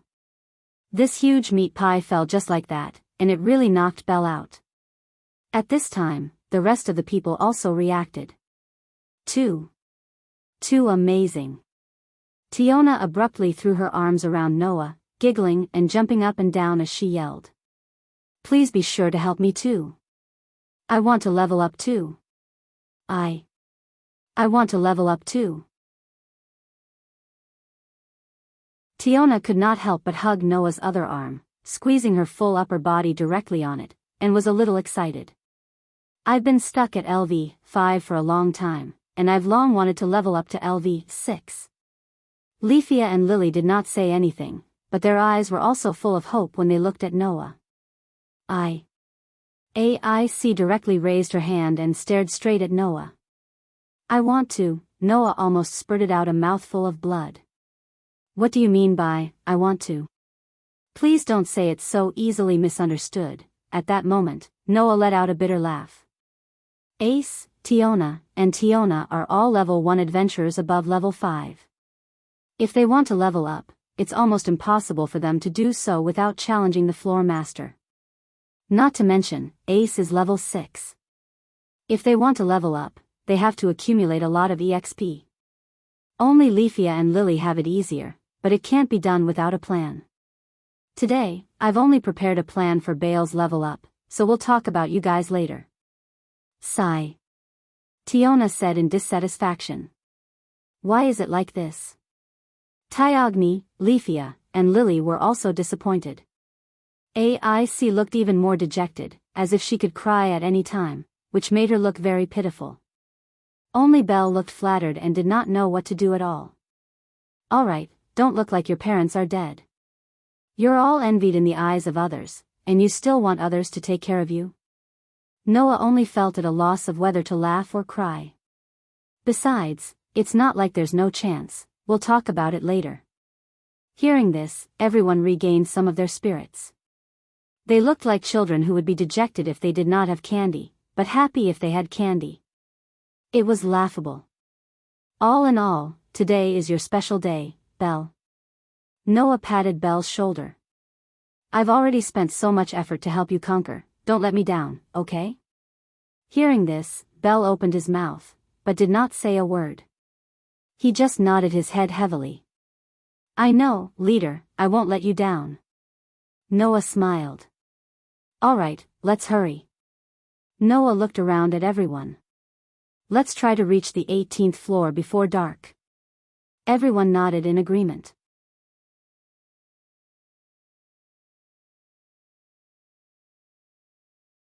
Chapter 1982. Just like what Noah had said, the next floor was Bale's. Undoubtedly, the middle floor from the 13th floor was not a floor that a LV-1 adventurer could enter at will, but in the end, it became Bale's slaughterhouse. No matter what kind of monsters appeared, Noah, Ace, Tiona, Tyan, Leafia, and even Lily just stayed behind and did not make a move from beginning to end, allowing Bale to rush through like a thunderstorm and leisurely follow him. When a monster appeared, Noah would directly activate the ability of the Red Dragon Emperor's boosted gear, multiplying Bale's strength to the limit. Then, Belle would directly rush over and continue to fight, cutting down the monsters one by one. He would absorb the experience points that were too large for a LV-1 adventurer at a speed that was close to the limit. The middle floor was originally different from the upper floor. The frequency of monsters appearing was extremely high. Therefore, Bale almost did not stop to rest, and was constantly fighting. Even if his stamina was exhausted, he would immediately drink a bottle of stamina recovery elixir and continue to rush forward. Originally, recovery items like elixirs were only used as a last resort. Using elixirs to increase the speed of leveling like Bale was simply too extravagant. At least, Lily, who had suffered for almost half of her life because of money, was distressed by such a wasteful way of spending money, and she almost cried. Those were elixirs. Even the lowest grade of stamina recovery elixir required 500 Varus worth of items. Normally, a family would only need 100 Varus to eat a full meal. These 500 Varus worth of stamina recovery elixirs would be consumed bottle by bottle. Even if one bottle was consumed every half an hour and maintained for 4 to 5 hours, that would still consume 2,000 to 3,000 Varus. Normally, they would be used to save lives, but now they were being squandered like this. It was too distressing. These were the lowest grade elixirs, and higher grade elixirs were many times more expensive. Now, the elixir that Bale was drinking was a bottle of 8,000 Varus worth. Drinking a bottle every half an hour, it was simply intolerable. After all, in the past, Bale and Lily would only earn 40 to 50,000 Varus after spending a day on the 12th floor. Normally, they wouldn't be willing to spend that much on high-grade elixirs. This time, if she didn't know that Noah would lead the team to the lower floors, Lily wouldn't have bought it. In the end, he bought it and squandered it like this. It was really not worth it. Of course, Lily didn't know that if money could be used to create a high-level adventurer, there would definitely be many spawns willing to pay the price. Therefore, when Lily was feeling distressed, the girls of Loki's clan were full of envy. It would have been great if I could have had such treatment when I was at LV1. That was the unanimous thought in the minds of the Loki girls. Under such circumstances, the young ladies of Loki's clan began to deeply realize how blissful it was to have the protection of a deity like Noah. If all of Loki's spawn used this method to level up, then within a month, Olalai would only have one strongest spawn instead of two. At this time, even AIC couldn't help but have a thought. It would be great if Noah could join the Loki's clan. Thinking about it, it's possible. It's not against the law. While thinking so, the girls watched as Baal rampaged all the way from the 13th floor to the 17th floor. During the whole process, Baal was only responsible for killing the enemies, and the one who collected the magic stones and dropped items was Lily, his support. So, with Baal's hard work, Lily's backpack was full by the time they reached the 17th floor. If this bag of magic stones and dropped items were taken to the exchange shop on the ground, it could be exchanged for at least hundreds of thousands of Varus. At the thought of this gain, Lily felt a lot better in her heart. Then, everyone arrived in front of a huge cave. Flame lightning. Along with Belle's shout, a lightning-like flame flashed past, piercing through space and shooting toward the Minotaurus with the head of a cow and the body of a human. Boom! Amidst the muffled explosion, the level 2 Minotaur was directly hit in the chest by the lightning-like flame, and a large amount of blood spilled out. It slowly fell to the ground and scattered into a pile of ashes. Phew! Baal heaved a sigh of relief, wiped the sweat on his forehead, and muttered somewhat anxiously and excitedly. Even a level 2 Minotaurus can be defeated. Back then, when they first encountered the Minotaur under Noah's lead, it was when the Loki's clan was returning from an expedition, which caused a group of Minotaur to go berserk. As a result, it caused them to flee en masse, and one of them even ran to the upper floor and came in front of the inexperienced Baal. At that time, as a rookie adventurer, Baal, who did not know the immensity of heaven and earth, asked Noah to bring him to the lower floors, and encountered the Minotaur on the 7th floor. Baal clearly remembered how embarrassing he was in front of the huge Minotaur at that time, and how he was so scared that he didn't dare to move. Now, he had finally defeated a Minotaurus. At the thought of this, Baal's mood became excited. Just as Baal planned to continue to work hard and continue to fight to level up, there was not a single monster around him. Why is there no more? Baal was stunned. Lord Baal, please take a closer look. Lily walked up and sighed as she threw the magic stone of the Minotaur into her backpack. We have already come to the entrance of the 18th floor. This is the room of the level 4 floor master, Goliath. It's impossible for any monster to come close. The floor master of LV4? Belle's excited mood suddenly turned cold as if he had been splashed with cold water. Even if a monster of that level was strengthened to the limit, with Baal's current strength, it was absolutely impossible to win in a one-on-one battle with a monster of that level, right? After all, Baal was still too weak, and the number of times he could multiply was limited. Even if he strengthened to the limit, he could only reach level 4. A level 4 adventurer and a level 4 floor master, in a one-on-one battle, the former's probability of winning was almost less than 1 in 10. This was a well-trained level 4 adventurer with superb combat skills. For an adventurer like Baal, who used tricks to reach level 4, but his combat skills were still at level 1, in front of Goliath, it was estimated that it would only take a few punches, right? Can I challenge such a monster alone? Of course not, Noah said grumpily as he approached. Otherwise, I would have let you challenge the floor master directly. Why would I let you come down from the 13th floor? With that said, Noah pouted at the corner of the cave. Besides, the floor master has been defeated, didn't you see? Baal finally saw it clearly. On the side of the huge cave, the ice crystal-like wall had long been shattered into pieces, and all the gravel and debris were piled up together. It looked very messy. Was the floor master defeated? Leafia tilted her head and asked doubtfully. I haven't heard any news about this. The room where the floor master was located had an entrance to the 18th floor of the safety floor. For the adventurers who needed to go down, the floor master was an existence that could not be ignored. Therefore, whether the floor master was defeated or not was very important, and many people would pay attention to this news. If the floor master had been defeated, the news should have spread. In response, Noah said, "Don't worry. Because he was defeated yesterday, the news hasn't spread yet, right?" Huh? Leafia was suddenly stunned. "How do you know?" "Of course, I know," Noah said calmly. "Because I took care of it when I went back yesterday." Leafia choked directly. Baal looked at Noah with an indescribable expression, not knowing what to say. Even if he was strengthened beyond specifications, he had no chance of winning, but the head commander could easily kill him. It was really incomparable. Okay, after a busy day, we finally reached the entrance to the 18th floor. Noah clapped his hands. "Let's go in and have a good rest. We will continue tomorrow." Everyone nodded in agreement. Unknowingly, Noah had become the leader of everyone.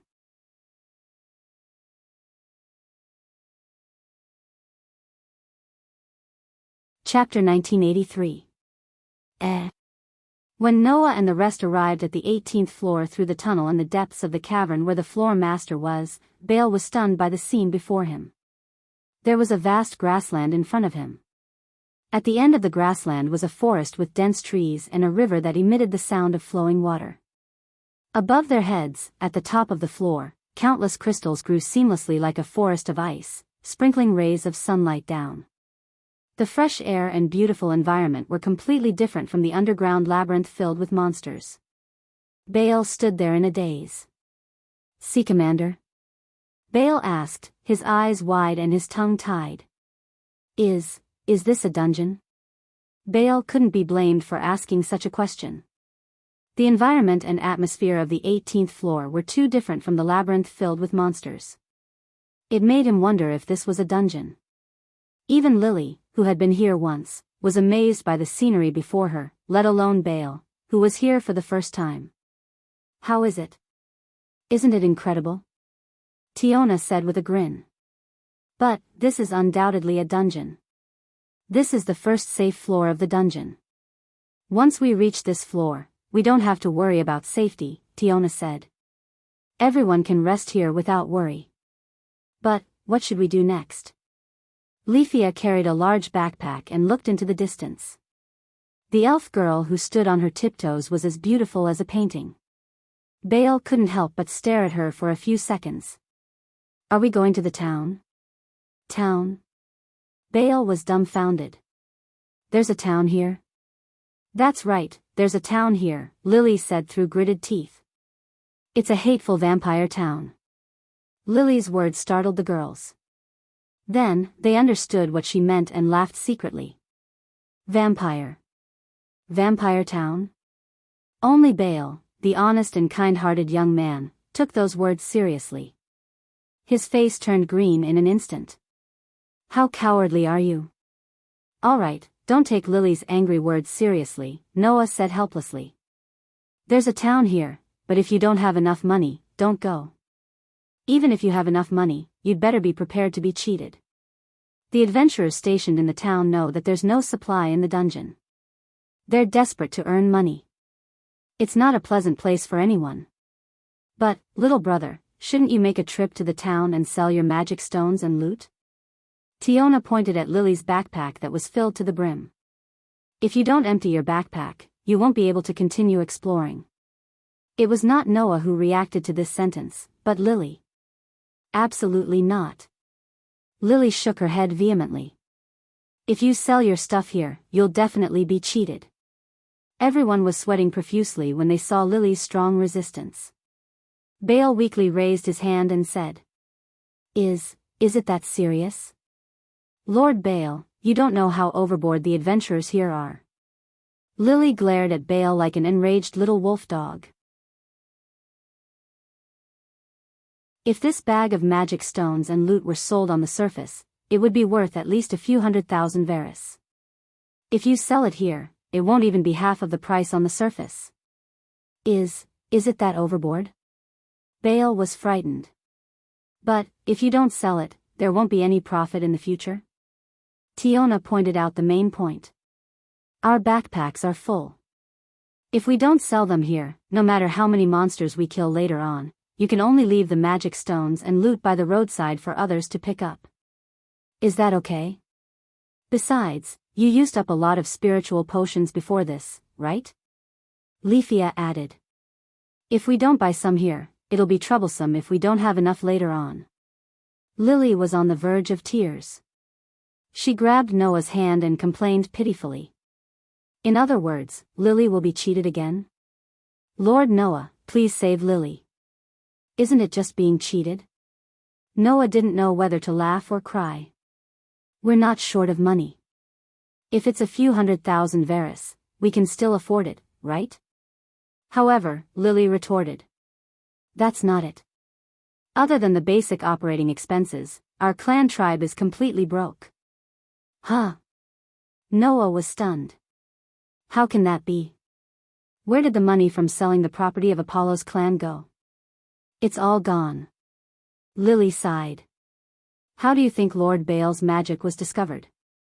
It was all done with money. Grimoire. It was a compulsory learning book for magic. Simply put, it was a precious item that could allow people with a mana bar to learn magic after reading it. Even if they didn't have a mana bar, it could still increase their mana bar. It was an item book that could only be written by people who had raised the two extremely rare development abilities of magic and mystery to the limit. Its price, even the lowest asking price, was the same as the first-tier equipment of Hephaestus's clan. When it was high, it could even be several times more. One must know that the first-tier equipment of Hephaestus's clan had a terrifying price of more than 10 million Varus. Therefore, the lowest asking price of a grimoire was tens of millions of Varus. When it was high, it could even be close to 100 million. It was so expensive that any clan would vomit blood. However, its effect was indeed worthy of the asking price. After all, it was an item that could allow people to discover magic and even increase their mana bar. Of course, it couldn't allow people to have a fourth mana bar. There had always been only 3 spells that could be provided by the ability value to the person who received the favor. Even Noah was no exception. But even so, if there were less than 3 mana bars, or if there was still a mana bar that hadn't been discovered, using this grimoire was equivalent to directly learning a spell or increasing the number of spells that could be learned. Just this alone was enough to show the preciousness of the grimoire. And most of the wealth from Apollo's clan was spent on it. Because Baal had always wanted to learn magic, and there was a lot of money in the clan, Hestia was merciful and spent a lot of money to buy it from an acquaintance, God, for Baal to use. That was how Baal's magic was discovered. In addition, Lady Hestia also bought some magic swords and left them with Lily so that Lily could use them in an emergency. Lily lowered her voice as if she didn't want the girls of Loki's clan to know the trump card here. In addition, Lady Hestia likes to read very much, so she used all the remaining money to buy some expensive books. She spent all the savings of the clan. The asking price of a grimoire was at least tens of millions of Varus. Moreover, this item was a one-time use item. After it was used, it would lose its effect and couldn't be used again. Otherwise, it would definitely be a terrifying sky-high price of hundreds of millions of Varus. The market price of a magic sword was at least 1 million Varus. In order to save their lives in an emergency, Hestia went on a shopping spree and bought a total of 11 magic swords, spending another tens of millions of Varus. In addition to that, she also bought a lot of books that were her favorite. The clan's savings were all spent in an instant, leaving only the money that Baal and Lily had earned in the past month. Some of it was used to pay for the clan's living expenses, and only a few 100,000 Varus was left, which could be used to repair equipment and prepare items. Therefore, Noah understood. In other words, Noah said uncertainly, "Are we very poor now?" "That depends on Lord Noah's harvest in the deeper regions in the past month," Lily said with a fake smile. But yesterday, Lord Noah said that he only cared about getting lost in the past month and didn't gain much at all. He only earned a few 100,000 Varus, right? Noah was speechless. A few 100,000 Varus in a month? Those were the spoils of war that Noah had gotten from killing some monsters blocking his way on his way back yesterday. In fact, Noah didn't earn a single cent in the past month. In addition, the treasury was no longer there. Noah was no longer that tall, rich, and handsome guy who didn't need to worry about money. And so, Noah understood. I should earn money to support the family.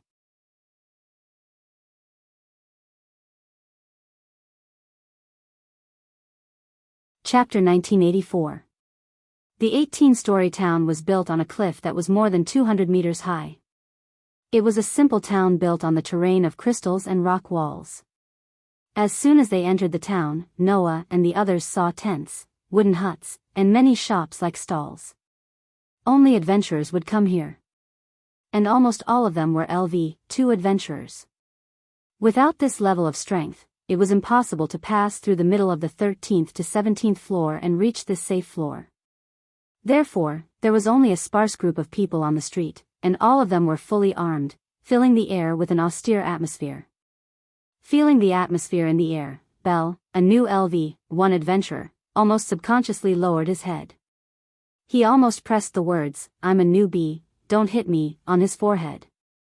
His cowering appearance really made him look like a frightened rabbit.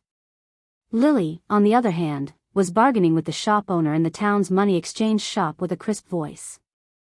It was a pity that the shopkeeper had been picking his ears with an arrogant look, which made Lily so angry that her face turned red. Under such circumstances, Noah couldn't help but laugh while looking at AIC next to him. "What are you going to do next?" "Stay here," AIC answered truthfully. "For the next week, we'll stay here." In a word, the plan of the girls of Loki's clan was clear. They were going to use the 18th floor as a stronghold, go deep into the underground city, and earn money in the deeper areas. "We have camping equipment," Tiona said proudly. "So, we'll find a place to camp. If we stay here, we'll be cruelly ripped off. As for food, we'll also be preparing to collect fruits and wild vegetables in the underground city and cook them," Tiona added. "After all, we're here to make money, and we can't be ripped off in this town. Undoubtedly, you're LV-1 adventurers, and you're living so miserably." Noah rolled his eyes, but he understood. Adventurers are probably used to this kind of life, right? Moreover, the environment of staying in the town was not necessarily better than camping. After all, the inn was simply built with wood, and it was difficult to not leak wind, let alone rain. Staying in such an inn was uncomfortable, and one would be ripped off, so no one wanted to stay there. Therefore, camping in the wild was absolutely necessary. "What's your plan, Mr. Noah?" Rafia asked politely. "Are you also planning to camp outside?" "I was planning to go back on the same day." Noah stroked his chin and looked at Bale, who was timidly following behind them but couldn't help but look around. He then looked at Lily, who was still desperately bargaining with the shop owner. Noah shrugged as if he had given up. "However, it's almost dark now. If we return to the surface, it will probably be dawn already. It's better to rest for the night." "That's great," Tiona said in a jubilant voice. "I have so many things to ask you." "This might be a good opportunity to dig out all your secrets, young man. Let's have a good chat tonight." Tiona also looked straight at Noah, and revealed a beautiful smile. "If you agree, there will be 4 great beauties to sleep with you tonight." Noah almost vomited blood. "Sleep with me?" Rafia blushed, and even her voice was out of tune. Don't tell me that includes me. Isn't that obvious?" Tyagni said in a mocking tone. "We only brought 1 tent, right? Young man, you didn't bring a tent, so we can all sleep together tonight?" Tiona hugged AIC's arm. "AIC, you're happy too, right?" "No. I didn't." AIC stole a glance at Noah. Her pretty face turned slightly red as she stuttered. "I didn't think that way." Unfortunately, her shy and bashful appearance made people feel that she was not persuasive at all. As for Bale, his face was already so red that it was about to explode. "Everyone sleep together." Sleep with Miss Wallenstein. Bale almost couldn't catch his breath. His face was as red as a monkey's butt, and he almost fart. No, no. Absolutely not. Rafia resisted fiercely, and shook Tiona's hands as if begging for mercy. I can't. If I sleep with a man, I'll definitely die. Why are you so stingy, Rafia? Tiona said unhappily. It's not like I'll lose anything. That's right. Tioni nodded in agreement. You don't hate young man Noah either, right? Why don't we use this opportunity to improve our relationship? Not hating him and sleeping with him are two completely different things. Rafia was on the verge of tears. She then glared at Bale with teary eyes. Besides, Mr. Noah isn't the only man here. Oh, right.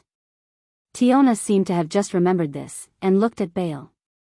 Young man's junior is here too. There's no other choice. Tiona sighed. Just as Rafia thought that she was going to give up, she said to Bale.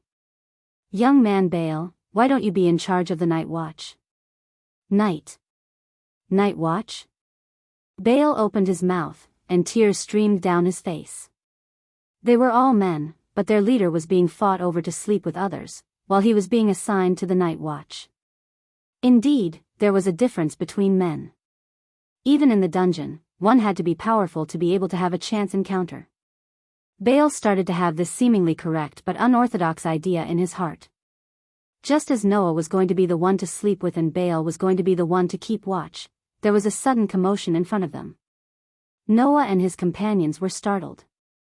They turned their heads and looked ahead.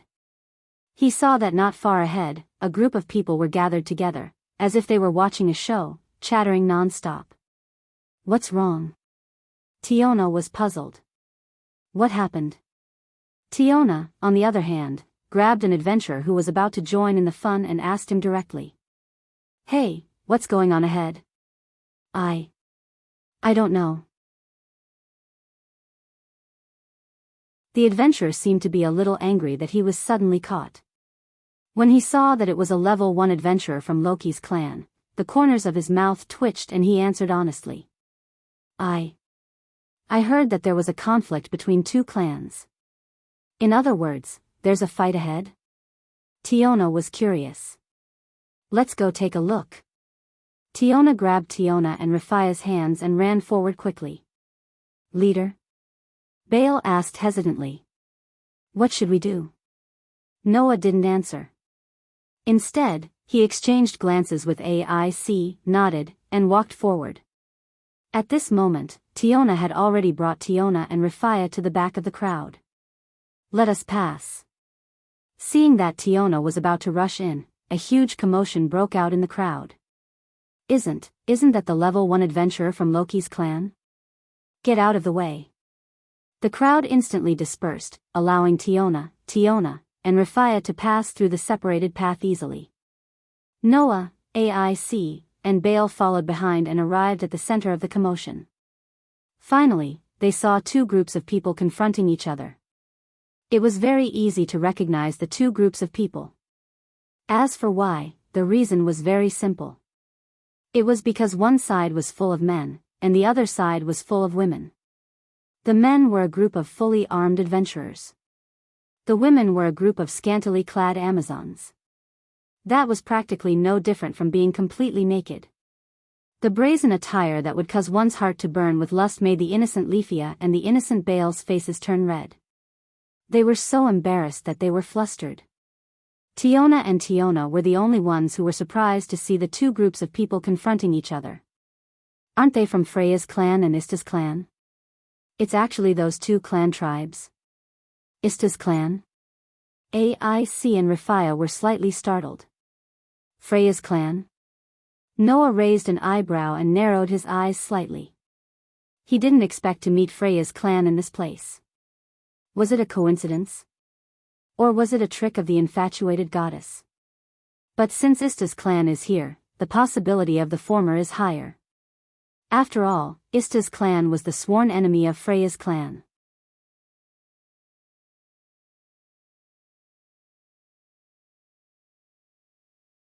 Chapter 1985. Near one of Eulalie's 8 main avenues, the Southeast Avenue, there was a happy street. As the name implied, it was a night street that could make men linger and forget to return. Almost all the shops on that night street were brothels.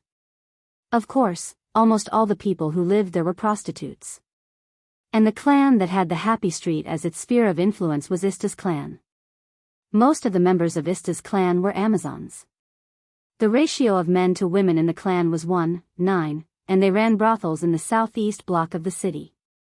It was said that the daily income of the brothels of Ista's clan accounted for more than 40% of the total income of the entire happy street. Moreover, in addition to the commercial clan that ran the brothels, Ista's clan was also a very famous exploration clan.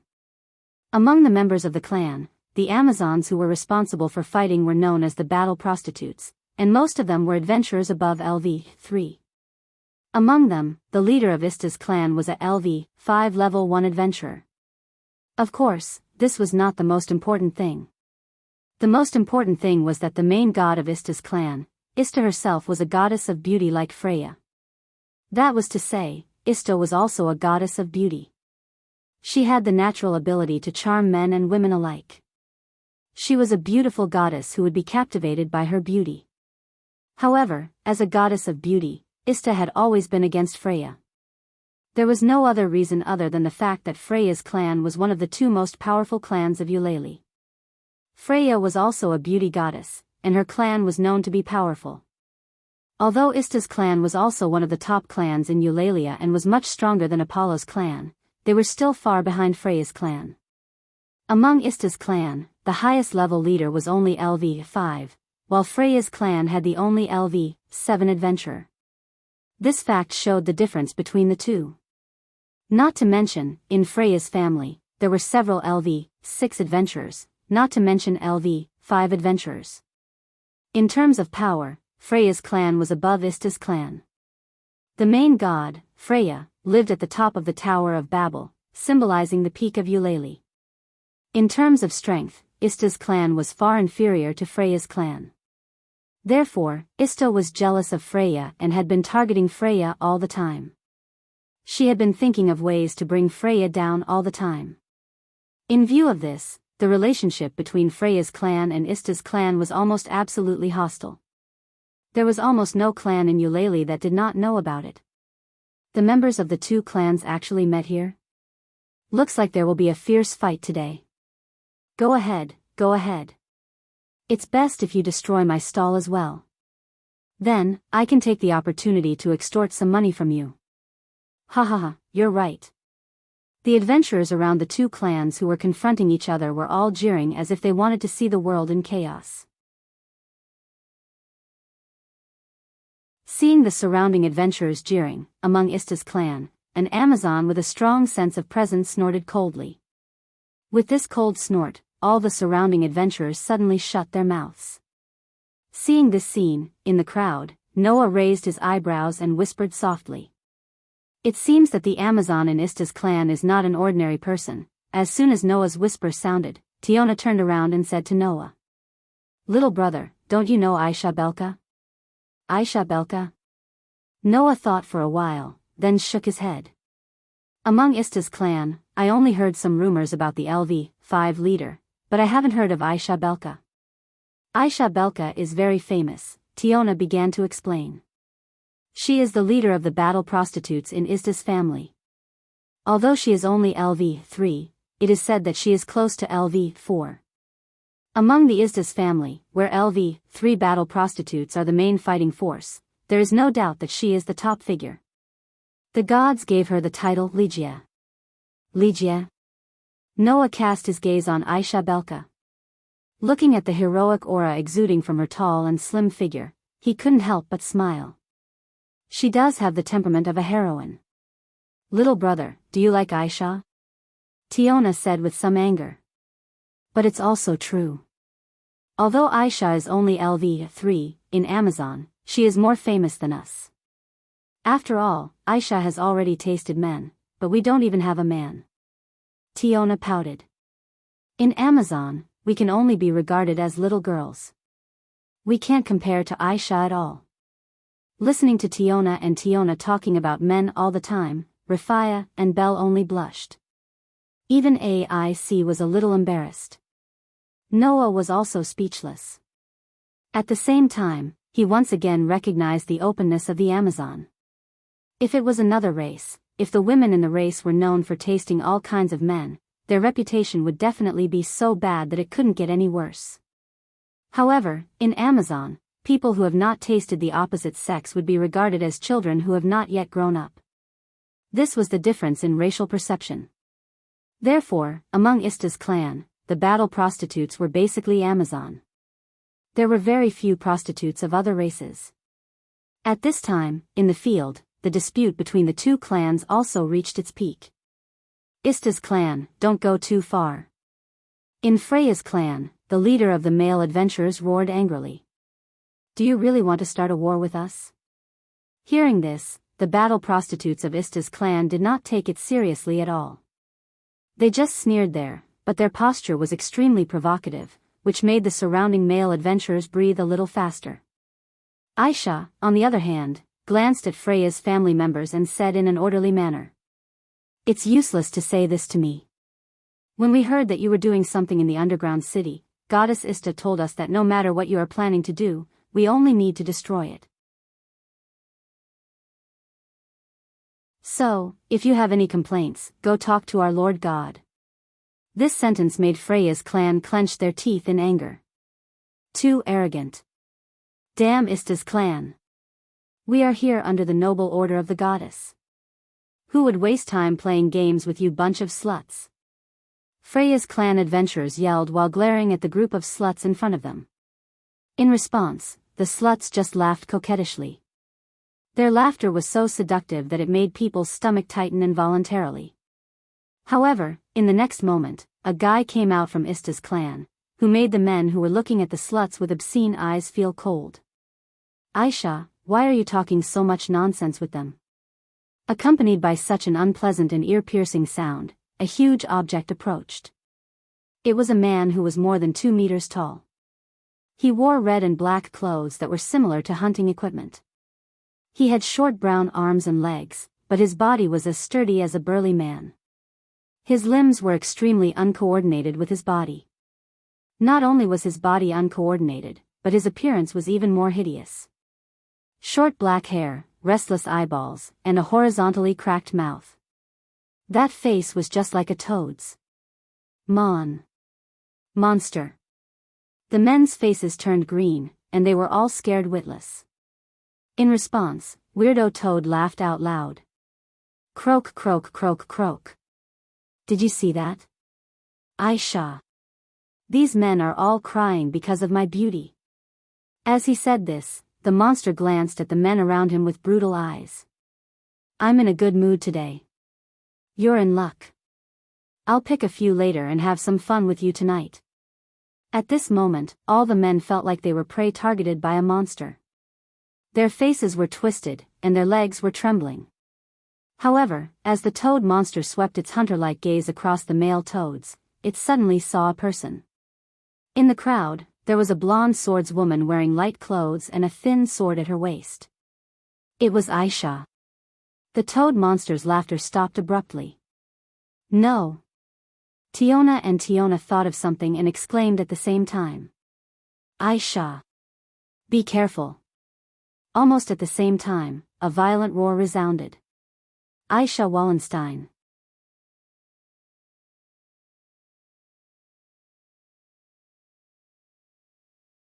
Chapter 1986. AIC Wallenstein. Accompanied by a demon-like roar, a strange toad-like creature from Ista's clan stomped on the ground and dashed toward AIC at a speed that didn't match its huge size. The instant the roar rang out, AIC's body had already tensed up. Looking at the meteorite-like giant figure shooting over, a tinge of astonishment flashed across her eyes. However, immediately after, like a nimble butterfly, the tip of her foot pushed off the ground and her body retreated with lightning speed. Whoosh! Along with a sharp piercing sound, the gigantic figure arrived at the same instant as retreated and heavily smashed into the ground like a meteor. Boom! A loud sound like an explosion rang out. The sudden heavy blow shattered the ground, stirring up a violent shockwave and flying sand. Ah! The onlookers who were closer to the scene were immediately affected. They were drowned by the violent impact and flying sand in a burst of sorrowful cries. One by one, they were bounced off like rubber balls and smashed into the surrounding stalls and buildings. The whole scene suddenly became completely chaotic. Run! Run! That monster has gone crazy. Run now! The surrounding adventurers all acted as if they had encountered an extremely terrifying monster. They fled in all directions with tears and snot in their eyes, scattering like birds and beasts. Only Tiona and Tiorn scurried away almost immediately and hid to the side. Noah also scurried away. However, unlike Tiona and Tiorn, Noah hugged Leafia with one hand and grabbed Baal's collar with the other, appearing beside the Amazon sisters in a flash. Leafia, who only reacted at this moment, realized that she was in Noah's arms. Her pretty face turned completely red. We're saved. Baal sat on the ground with a pale face and a look of lingering fear. Sir Noah. Lord Baal. Lily ran over from afar at this moment with an anxious expression on her face. Are the two of you all right? I'm fine, Lily. Baal replied subconsciously. Then, he seemed to have thought of something. He quickly looked around and spoke anxiously. Where's Miss Wallenstein? Is she all right? Noah did not answer Belle's question. He did not seem to notice the blushing elf girl in his arms who looked as though she was about to faint. He lifted his eyes and looked ahead. Over there, in the crater created by the explosion, the toad monster's face was contorted.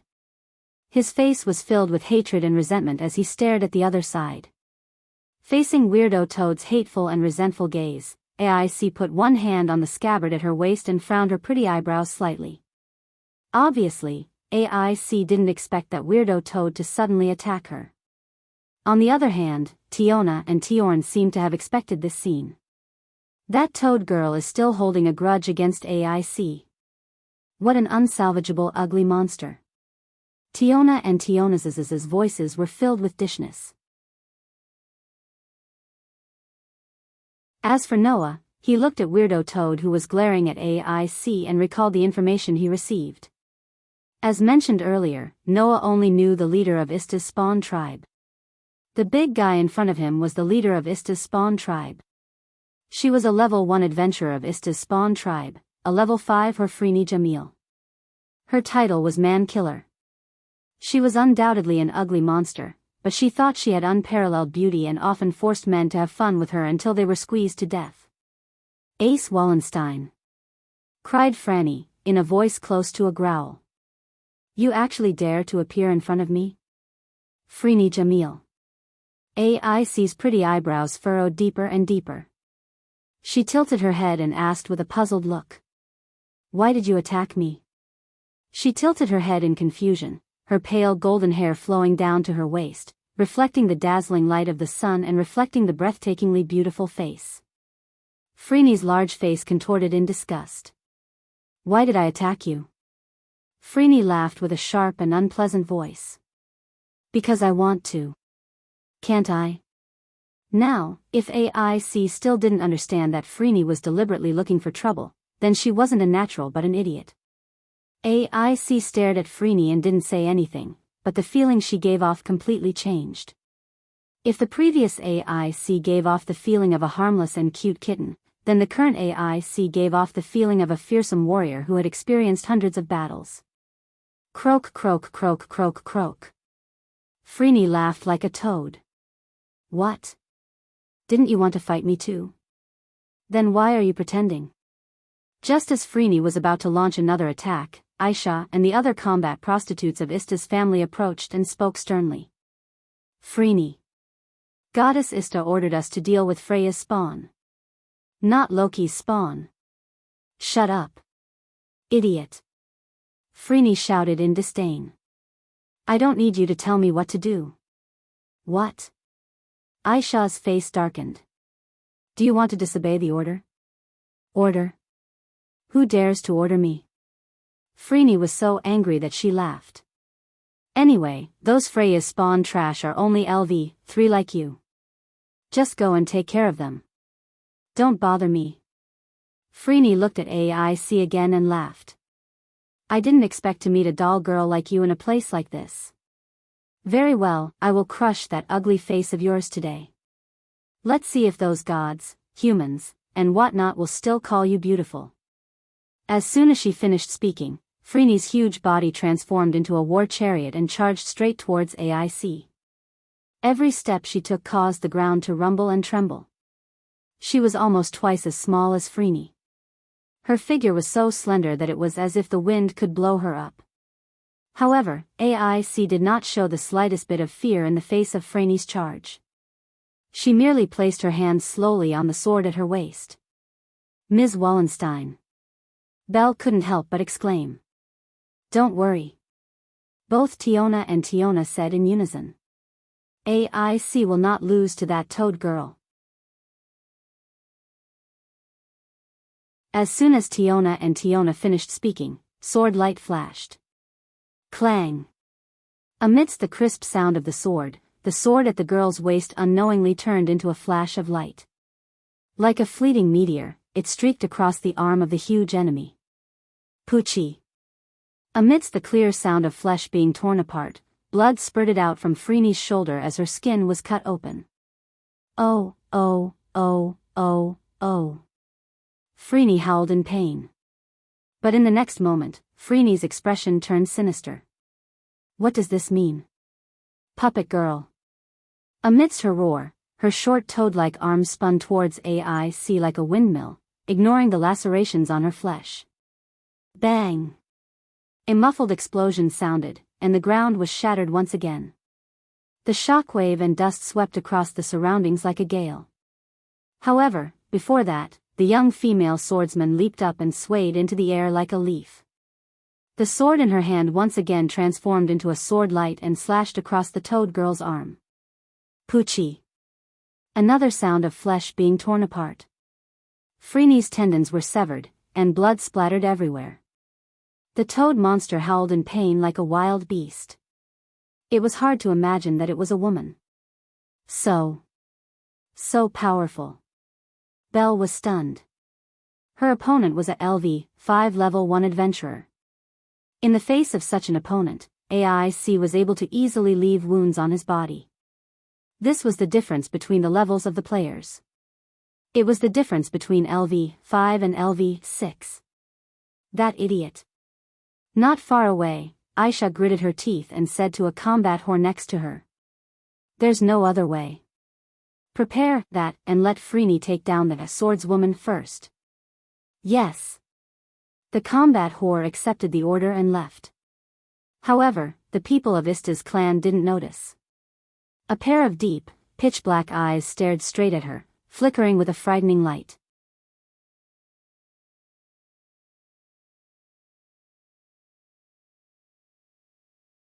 Chapter 1987. Noah didn't know why Freeney was so hostile to AIC. However, the strength of that ugly monster was undeniable. She was definitely a level 1 adventurer. It was a genuine LV5. There was not a trace of exaggeration. If it was the previous AIC, even if she was known as the strongest swordswoman in Eulalie, it would not be so easy to defeat Freeney. Unfortunately, in the last expedition, AIC used the noble phantasm that Noah lent her to kill the floor master in the deep area alone. She had already upgraded to LV6. LV5 and LV6. At first glance, there was only one level difference, but the gap between the two could be described as heaven and earth. For those who relied purely on the grace given by God to improve their strength, this level difference was almost impossible to overcome. Even if AIC did not upgrade to LV6 for a long time, it was the same.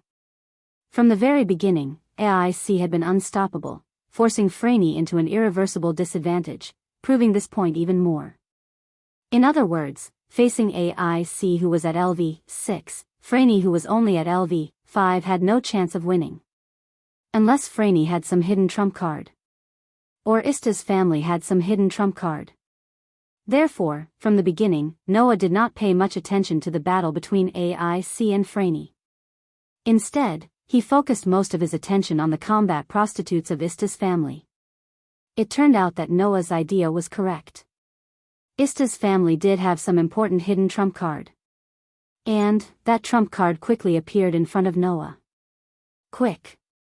Push it up. With the order of a combat prostitute of Ista's family, a large cargo was pushed up. It was a large iron box used to transport supplies. The capacity of the box was very large, at least able to fit several people. There was a piece of cloth covering it, making it impossible to see the situation inside. However, Noah felt it. In that box, there was a presence. A presence that was not strong, even a little weak. Aisha reached out and opened the lid of the box. In the next moment, Noah almost doubted his eyes. Because what was in the box was neither a monster nor goods, but a person. There was a girl sitting upright at the bottom of the box. She was wearing a kimono and a feather-like armor on her head. The girl wasn't human.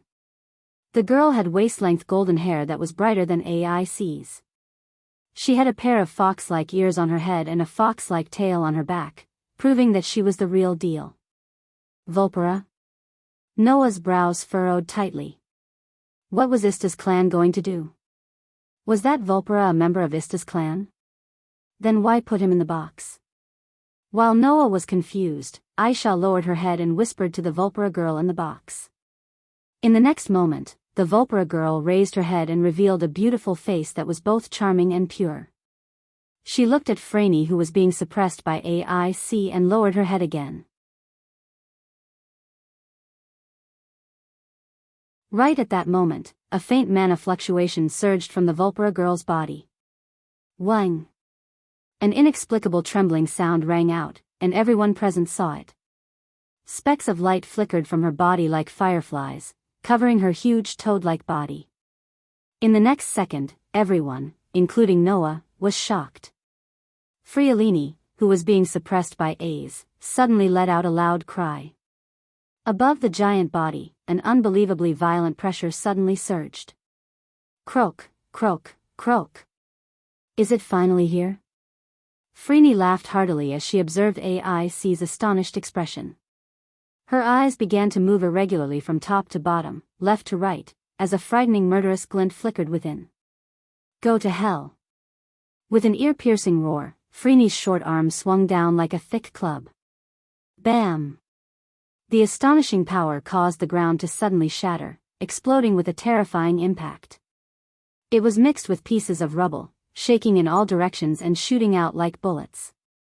AIC obviously didn't expect Franny to suddenly become so strong.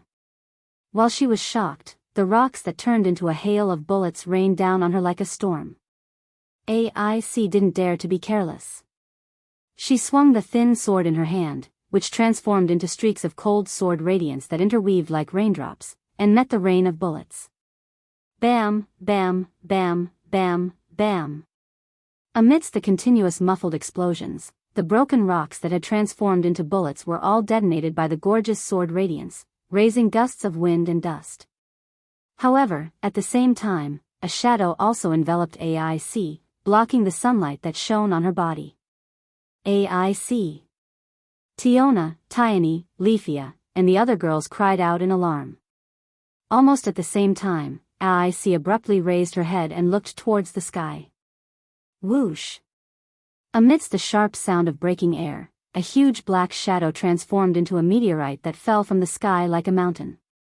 It rubbed against the air and heavily smashed towards AIC. Boom! Amidst the deafening roar, the huge body that had turned into a black shadow smashed the ground until it exploded. Layers upon layers of the ground caved in, causing the storm-like impact chi to sweep up and explode in all directions. At the critical moment, AIC took a step back and leaped a small distance away. Therefore, the huge black shadow that fell from the sky didn't land on AIC and cause a direct hit. However, AIC wasn't happy, but rather shocked. This was because the huge black shadow that fell from the sky had already raised its arm, and with its overwhelming size advantage, it swept towards AIC along with the shockwave. Whoosh! The whistling sound of a strong wind rang out.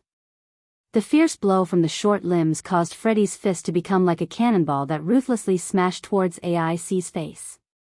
Looking at the momentum, even if AIC's head didn't explode, her fragile face would be smashed into pieces if she was hit. Freddy was so vicious that her attack was aimed at AIC's face on purpose. Clang! The sound of metal clashing suddenly rang out. AIC raised her weapon in front of her in time to block the cannonball-like fist that came straight at her. However, the powerful force still sent AIC flying like a ball that was slapped away. Her feet rubbed against the ground and left 2 deep marks on the ground. She only stopped after sliding for more than 100 meters. Phew! Tiona, Leafia, Bale, and even Lily couldn't help but heave a sigh of relief. The situation just now was really too thrilling. One wrong move and AIC would have been seriously injured by that toad girl before anyone could react. And it would have ended with her disfigurement. Tiona, and Rafia were enraged when they realized this. Only AIC slowly lowered her sword-wielding hand. The sharp-eyed Noah saw it. AIC's hand that was holding onto the sword was trembling without a trace. It was a phenomenon of numbness from the tremendous force. AIC looked at Freddy with a solemn expression and murmured. LV-6, that's right. At this moment, the combat power Freddy displayed was not something a LV-5 could possess. Although they didn't know what method Freddy used, it was an indisputable fact that Freddy's combat power suddenly increased to LV-6. Why? AIC was confused. At this time, Aisha and the others had already closed the lid of the box and made the Vulpera girl disappear in front of everyone without anyone noticing. Except for Noah. That Vulpera girl is the problem. With absolute certainty, Noah determined the reason for Franny's sudden increase in strength. Tiona, Leafia, and the others who didn't see the Vulpera girl were both furious and bewildered. Croak, croak, croak. Franny was still laughing triumphantly. What LV-6 strongest swordswoman? Sure enough, it was only to this extent. Croak, croak, croak. Hearing this, the confusion on AIC's face gradually disappeared. She looked at Franny, her hand reaching for the bracelet on her wrist. Seeing this, Noah finally spoke. Alright, there's no need to use your trump card in this situation.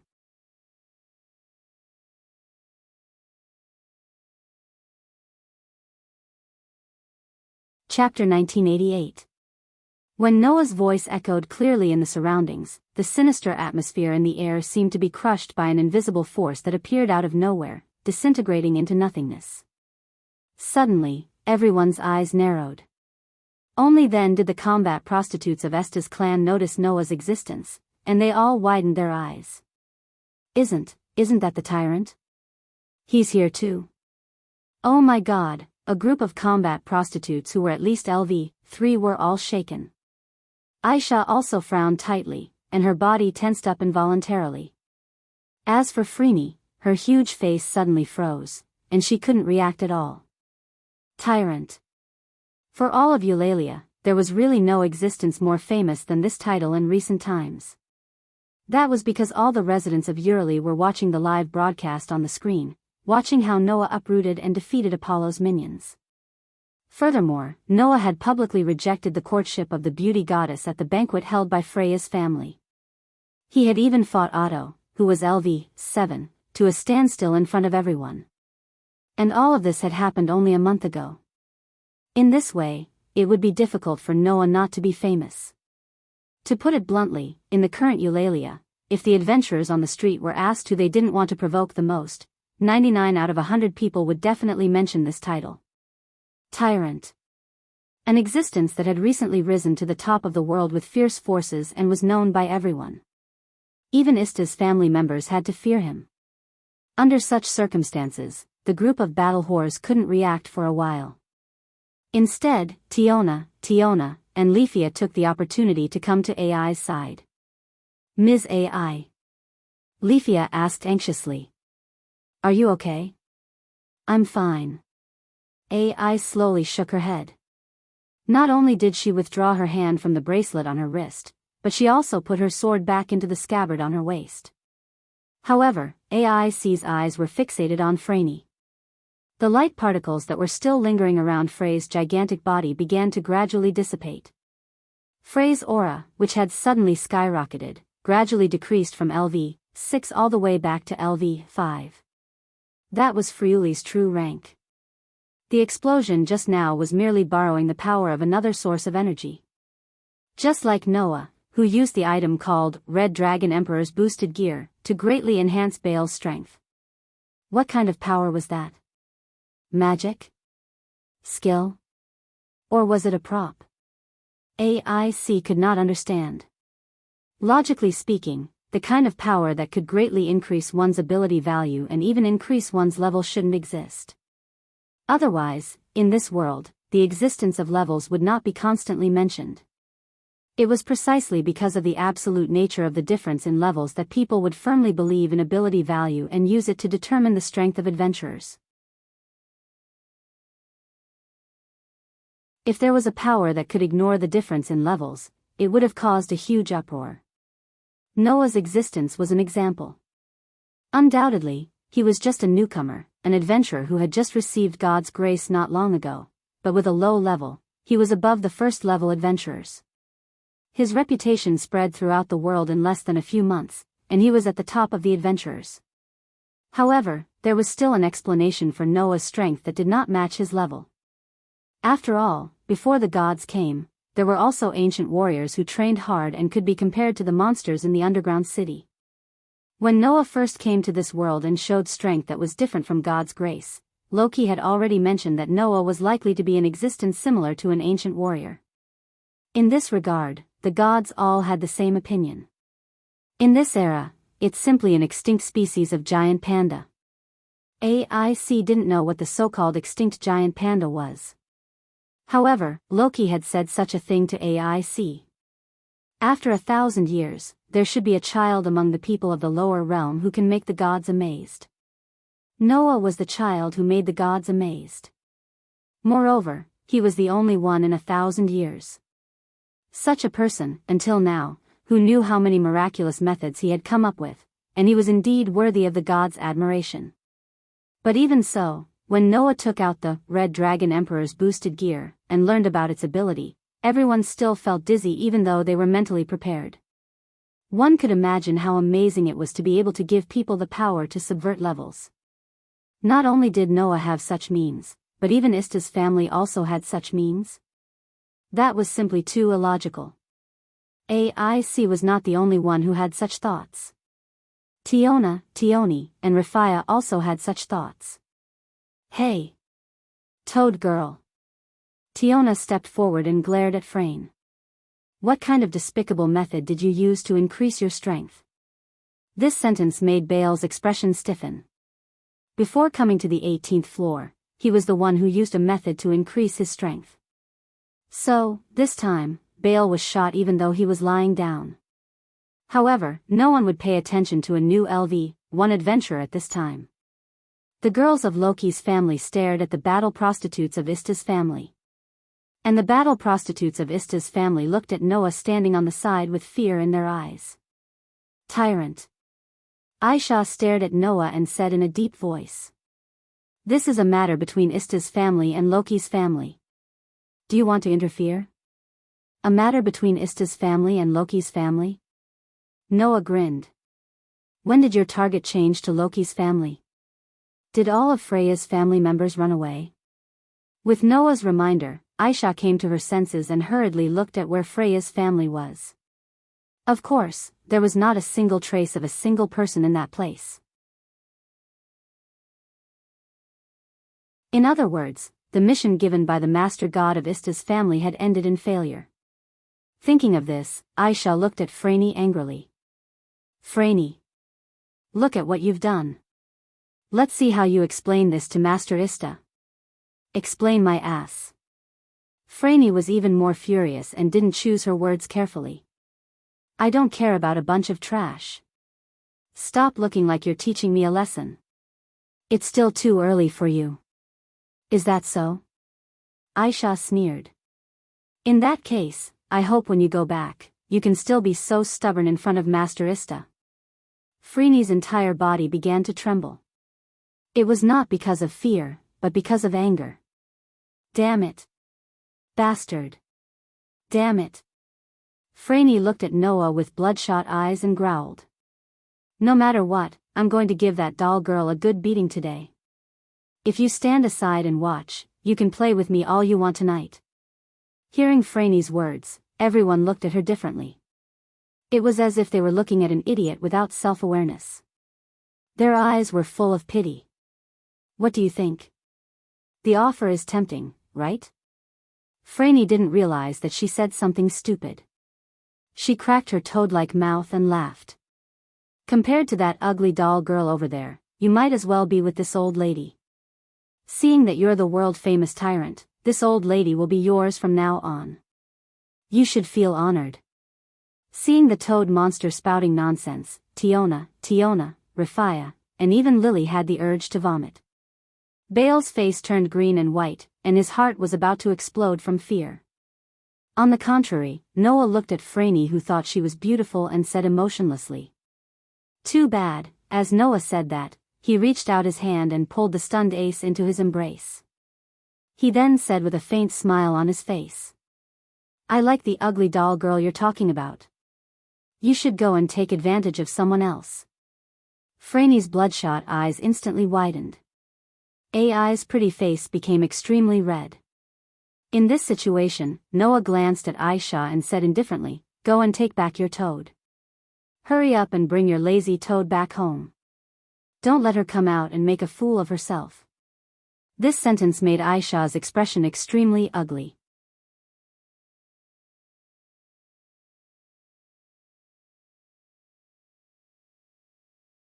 Chapter 1989. If possible, Aisha really wanted to take off Freeney's head and see how much paste was wrapped inside to make her become so self-righteous. Others didn't know why Freeney was against AI, but how could Aisha not know? It was all because of jealousy. Just like the main god of her clan, this toad girl always thought that she was the most beautiful one and that no woman in the world could surpass her in terms of beauty. However, as the saying goes, the audience's eyes are the brightest. Ista always thought that she was the most beautiful one, but others always praised Freya, who was also a beauty, and this shattered Ista's self-confidence. As a result, Ista developed a one-sided jealousy towards Freya and constantly targeted Freya. That was fine. After all, Ista was also a goddess of beauty. Her appearance was indeed peerless. Even if she didn't use her charm ability, she could still make all the men in the world fall head over heels in love with her and forget about their home. In other words, Ista still had the capital to compete with the target of jealousy. It was understandable for others to think that she was not as good as Freya and thus become jealous. However, what was Freeney? A lazy toad that was so ugly that it could make people vomit actually dreamed of being the most beautiful person in the world all day long. For this reason, it even looked down on the main god, who was known as the goddess of beauty. It really made people feel that it was no longer a problem with its eyes, but rather a problem with its head. However, this toad girl was like Ista. When she thought that she was the most beautiful person, others kept praising the beauty of AI, who was also at LV5, saying that her beauty was comparable to that of a goddess, and everyone coveted her. Therefore, this self-righteous toad girl was jealous. A few years ago, she even went to find AI and fought with her, but it was to no avail. Because of this, Freeney had always harbored hatred and jealousy in her heart. She could not wait to crush AI's admirable face. Not only was her appearance ugly, but her heart was even uglier.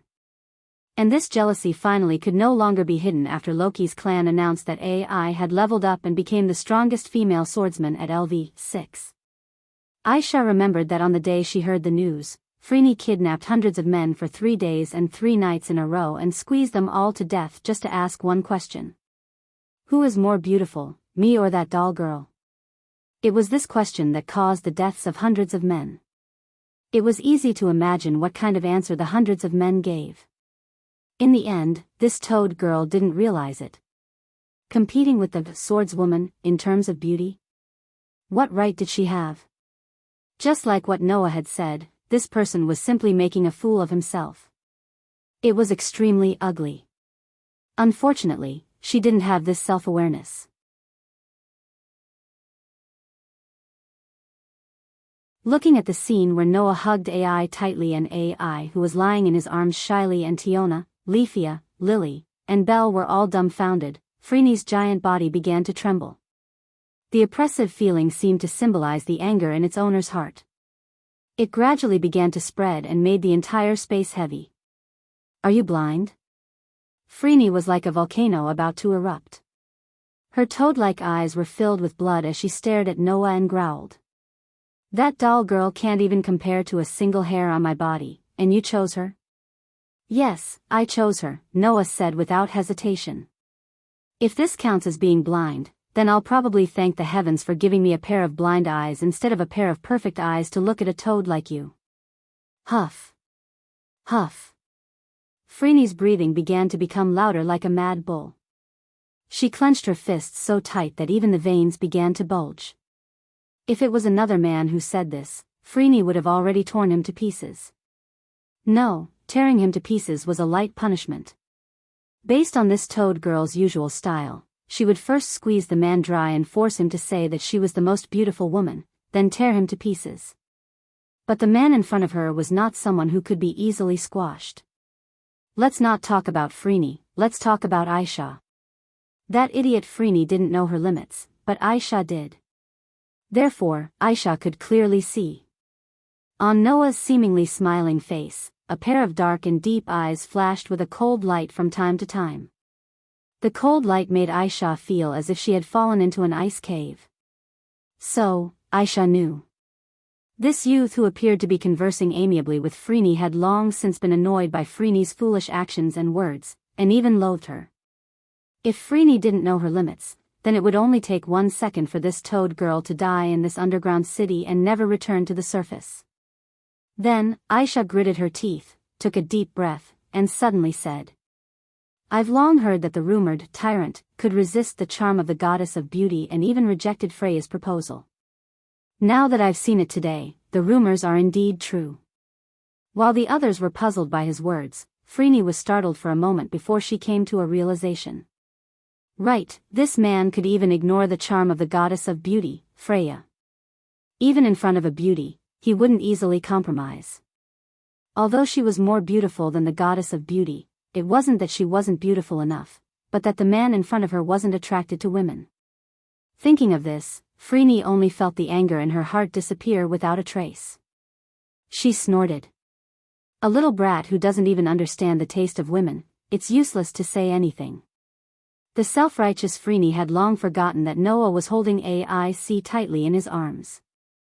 How could he not be attracted to women? This toad girl was really stupid. But Noah was impressed by Aisha. You're the same, no wonder you're called the heroine. Noah looked at Aisha and suddenly smiled. You have more tricks up your sleeve than I thought. You don't have to compliment me, I'm just a slut who loves pleasure. Aisha met Noah's gaze, licked her lips, and smiled like a carnivorous beast. If one day, our tyrant comes to Happy Street, I hope you can name me to serve you, then I'll be satisfied. The explicit words made the innocent girls all blush, but the battle sluts all looked at Noah with passionate eyes, obviously agreeing with Aisha's words. Since Freya's family has retreated, then there's no need for us to stay here. Aisha mentioned intentionally or unintentionally. Freeney, let's give the tyrant some face. I'm not interested in a man who doesn't know how to appreciate women. Freeney glared at AIC. But, the puppet girl over there, remember this, I'll tell you sooner or later, in front of the secret weapon of our Ista family, LV6 is nothing. Secret weapon? Everyone had a reaction to this word. But at this time, the battle sluts had already begun to retreat. Under Freeney's lead, they gradually left. Only Aisha stared at Noah. Her eyes flickered, and after struggling for a while, she sighed. Boy, I hope you can come to Happy Street. Leaving this sentence, Aisha turned around and left the scene.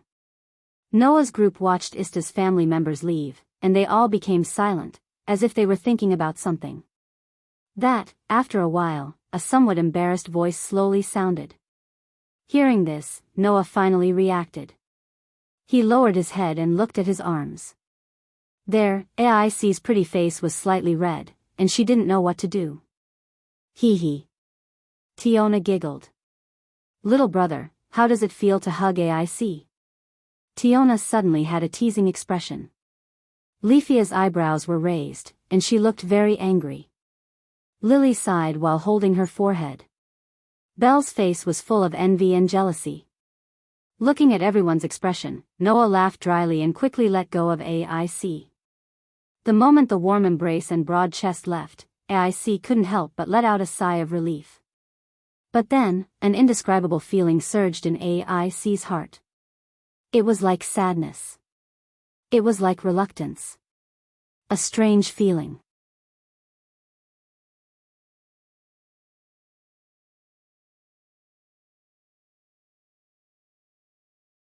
Chapter 1990. After the people of Ista's clan hurriedly left, the adventurers who had been hiding came out one by one, wiping their cold sweat with lingering fear while sweating profusely. Ista's family's whore, she actually left without saying a word. She didn't put us in her eyes at all.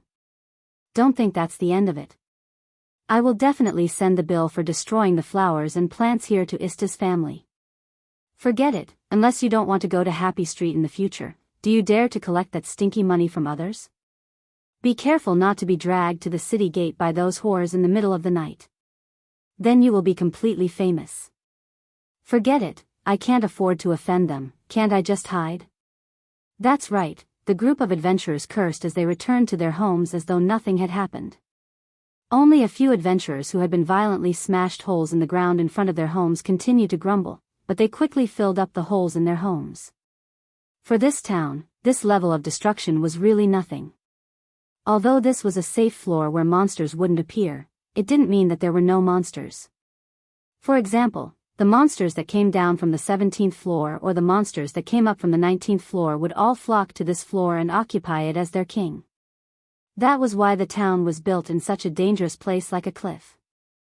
It could be used to block some monsters, and it could also be built using natural rock walls and crystals. It was easy to build a town. It was said that in the past, there were monsters that attacked this town and destroyed it completely. However, the adventurers here didn't care at all. When the monsters attacked, they immediately retreated. When the monsters finished venting, they would leisurely rush back and rebuild the town. In any case, this town was simply built with wood and tents. Almost all the adventurers who could come to the 18th floor were adventurers with LV 2 or above. With the ability value of a group of adventurers with LV 2 or above, rebuilding a temporary town made of wood and tents couldn't be done in minutes, but it could be done overnight. Therefore, these adventurers who opened shops in the town to make money had long been used to it and didn't really take it seriously. By the time the surrounding adventurers had mostly dispersed, the ground that Freeney had destroyed had already been filled up. It was as if nothing had happened, leaving everyone speechless. As for Noah's group, they moved to a hotel and began to discuss the matter of Ista's clan. I think we should teach that toad girl a lesson. In a cave that had been transformed into a hotel, Noah's group sat around a messy wooden table, listening to Tiona's complaints. That ugly freak has been causing trouble for AIC for no apparent reason. It's so annoying, Tiona grumbled. If Finn and Riveria were here, they definitely wouldn't have let them go so easily. Why do we need Finn and Riveria to be here? Tioni laughed. If you really want to teach Ista's family a lesson, you have me, Ista, and Ista. Isn't that enough? Yes. Rifia seemed to have been angered by Freddy's disgusting self-righteousness, especially when she thought about how Freddy, with that toad-like face of hers, kept saying that she was prettier than the Miss A's she was looking forward to. Her pretty face tensed up. Although the leader of Ista's family is LV5, Miss Ista and Miss Ista are also LV5, and Miss Ista is LV6. They can definitely teach Ista's family a lesson. Although no one knew the overall quality of Ista's family without seeing it with their own eyes, but in the group of combat whores just now, except for Ista, the rest of the combat whores were only LV3. There was no need for two LV5 level 1 adventurers to deal with an opponent of that level. Either Ista or Ista could deal with it. In that case, there was nothing to be afraid of at all. This was what Leafia wanted to express. In this regard, Bell just shrank his neck and didn't say a word. Because there was a clear gap in the level of the conversation. A LV5 adventurer can take care of a group of LV3 battle whores? That was true. However, in the same way, LV3 combat whore could deal with Bell, who was LV1, easily. Therefore, Bell couldn't interrupt at all and could only shrink his neck and listen.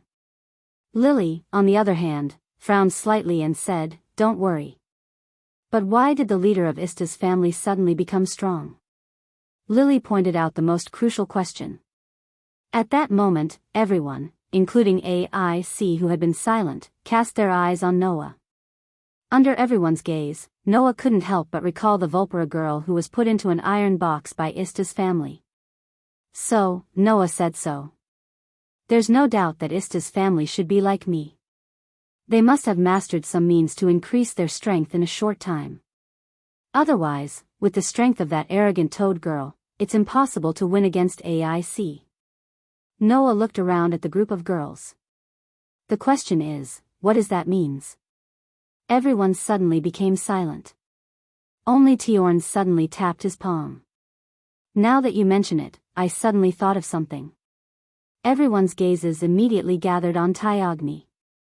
Hey, AIC, Leafia, do you remember there was such a rumor before? Ista said so. Ista's family is actually hiding their strength. Hiding their strength? Belle and Lily were slightly startled. Hiding their strength? Noah's attention was also attracted. AIC, Leafia, and Leafia seemed to have thought of something and looked at each other. Little brother, you should know about it, right? Although an individual's ability value is a secret of a clan, if it's only the level, it must be recorded in the guild. Only then can we plan the level of the family, Ista said with assurance.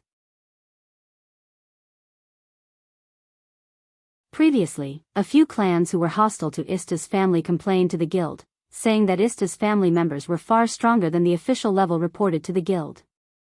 In other words, the information about the family members was false. I remember that at that time, the guild seemed to have accepted the lawsuit and was involved in the investigation. In the end, it was confirmed that this matter was just a rumor. Leafia tilted her head. Moreover, Ista used this as an excuse to bite back at the clans and even the guild that brought up the accusation and demanded a huge fine. After that, she annihilated all the hostile family members and sent all the overgods back to the heavens. This matter caused a huge commotion at that time. But Belle seemed to be a little confused. What does that have to do with this matter? You still don't understand? Lord Bell? Lily sighed out loud. If Ista's family members have mysterious means to increase the power of their members, then this explanation makes perfect sense. Ista's family members did not hide the level of their family members and did not lie about the information of their family members. However, Ista's family members had mysterious means to increase the power of their members. During battle, they could display greater power than their actual level, which was why it gave others the impression that they were lying about the information. Thinking of this, everyone felt that this explanation was very reasonable. It's one thing for Master Noah to have such a method, but even the other spawn tribes have similar methods? Lily asked in a disappointed manner. Could it be that it's so easy to change levels? The girls of Loki's family laughed bitterly. Of course, that was impossible. Otherwise, there was no need to be so surprised. In fact, even Noah did not expect that other than himself, there was someone else who had such means. The scene of the Vulpera girl sitting in the box kept floating in his mind, making Noah fall into deep thought. Seeing Noah like this, AIC asked softly. What are you thinking about? Hearing this, Noah suddenly smiled and said such a sentence that stunned everyone. I'm thinking if I should really find time to go to Happy Street.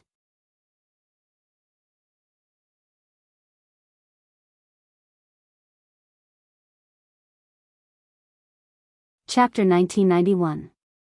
The cold night wind began to blow through the earth.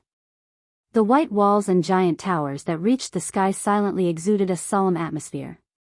In the night, countless magic stone lamps illuminated the streets like stars, making the entire labyrinth city our alley as lively and noisy as ever. In a corner of the bustling labyrinth city, there was a street with a somewhat different atmosphere from the rest of the place. This street was lively as well.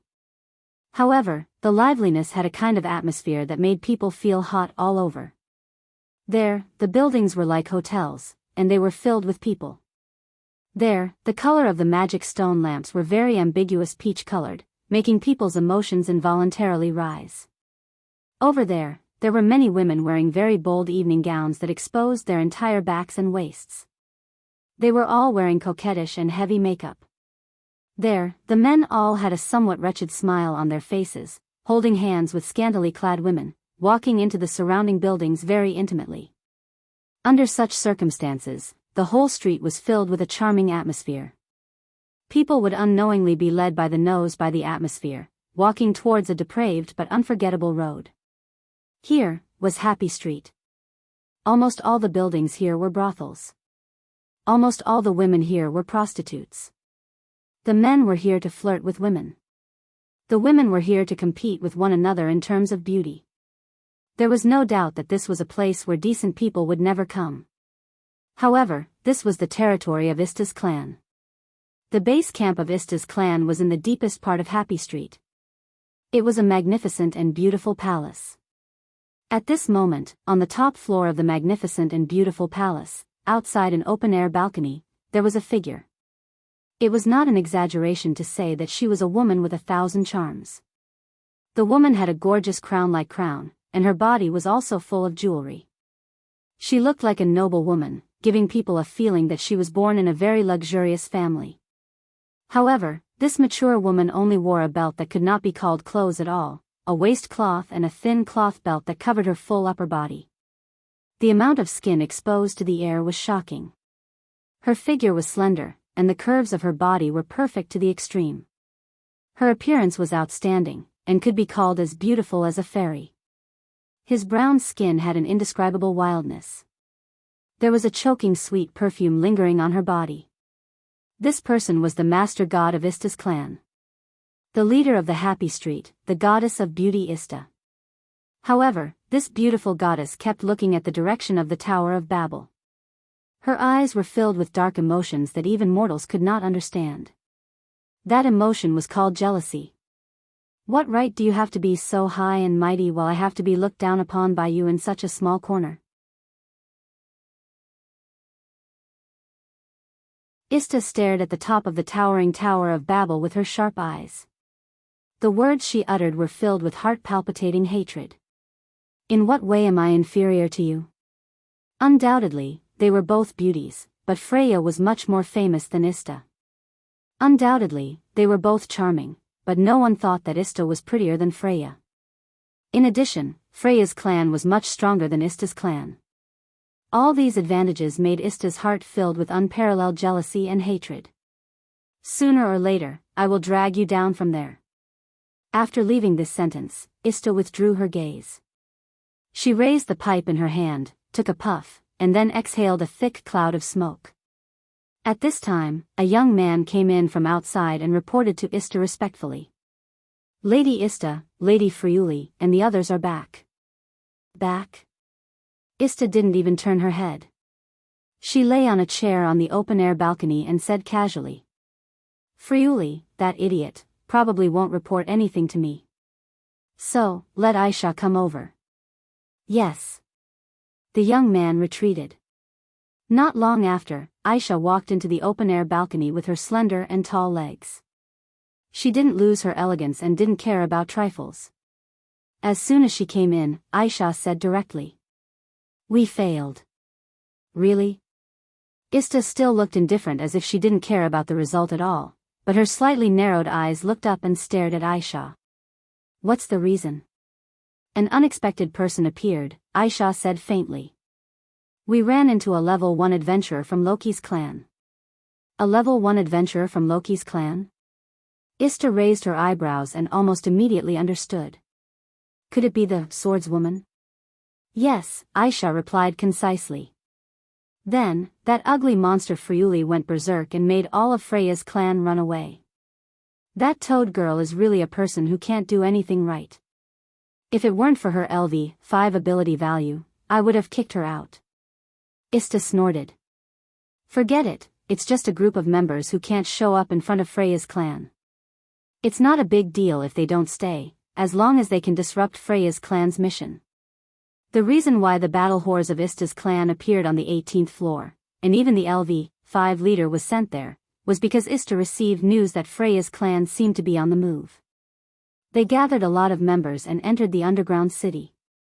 Although she didn't know the purpose of Freya's clan, since they gathered a lot of members, and almost all of them were adventurers above LV3, it was definitely not a simple mission. When she heard this news, Ista didn't hesitate to send out the elites of her clan. Her purpose was to disrupt Freya's clan's mission and make them go for wool but come home shorn. In order to suppress Freya, Ista really put in a lot of effort. Don't worry about the trash of Freya's clan. Ista concluded with this sentence and then changed the topic. However, Freeney shouldn't have done anything to the swordswoman, right?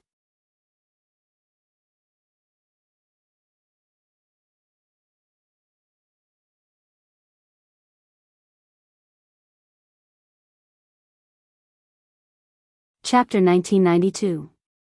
As night fell on the surface, so did the 18th floor of the underground city. Of course, the night on the 18th floor of the underground city was not truly night. It was just that the crystals that emitted light dimmed. The crystals that provided sunlight on the 18th floor were sometimes bright and sometimes dim, making this safe floor also have day and night. Of course, the time of day and night on the 18th floor was different from the surface, but the difference was not that big. Therefore, even if there was a slight difference in time, it was not a big deal.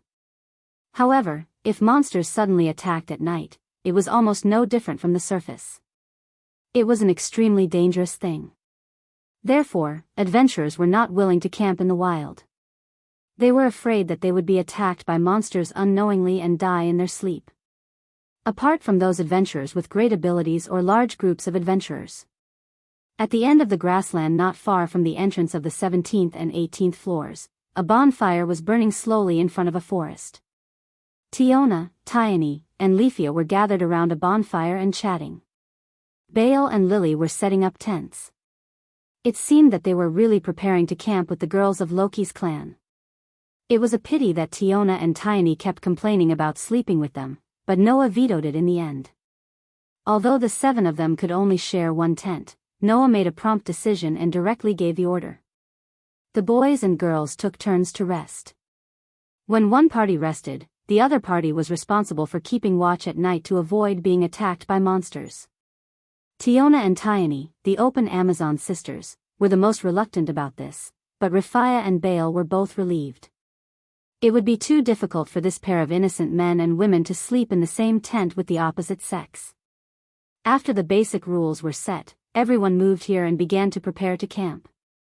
As they were borrowing someone else's tent, Bale and Lily took the initiative to set up their tents, while Noah went to the river to get water for everyone. Rafia, who was chatting around the bonfire, turned her gaze to the entrance of the forest from time to time, faintly showing some worry in her eyes. "What's wrong, Rafia?" "Leafia?" Tiona immediately giggled. "Are you worried about little brother?" "Of course not." Rafia's ears trembled, and she was a little embarrassed and angry. "I'm worried about Miss Ace." "Is it Ace?" Tioni immediately turned his head, looking towards the entrance of the forest as well. It is indeed a little worrying. Taking a closer look, at the entrance of the forest, Aic's back was facing the crowd. Her head was raised and she was looking at the dark forest. Her beautiful blonde hair swayed in the wind. It was as beautiful as a painting, attracting Bale's attention and peeking at her many times. Those who didn't know better would think that Aic was in a daze.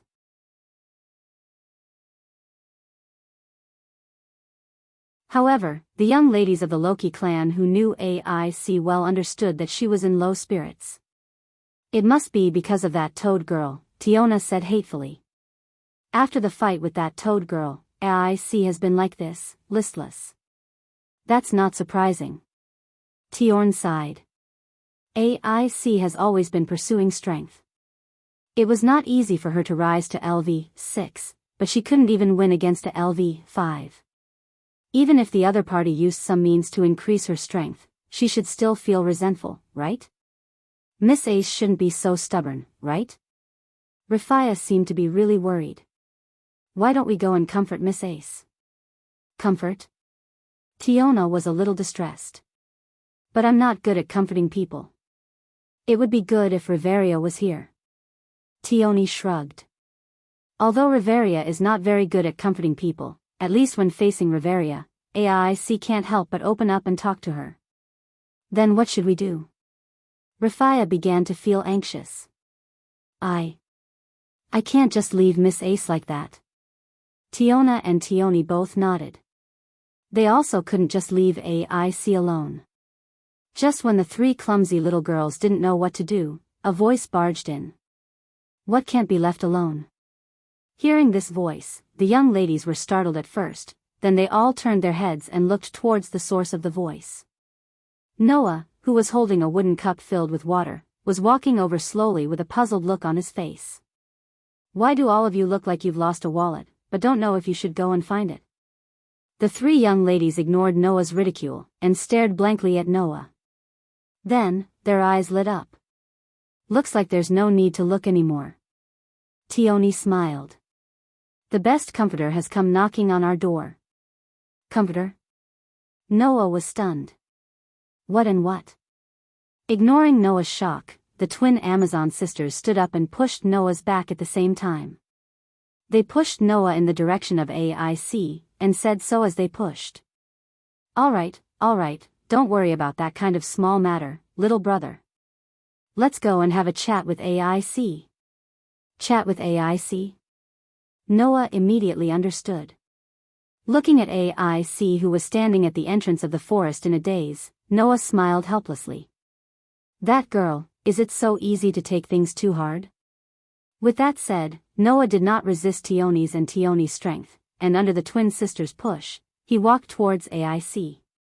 Rafia hurriedly followed behind. Bale and Lily had just finished setting up their tents. They looked at each other and quietly followed after them. Not long after, the group all came to AIC's side. AIC seemed to have sensed the movement and turned her head, her gem-like eyes turning to look at the group.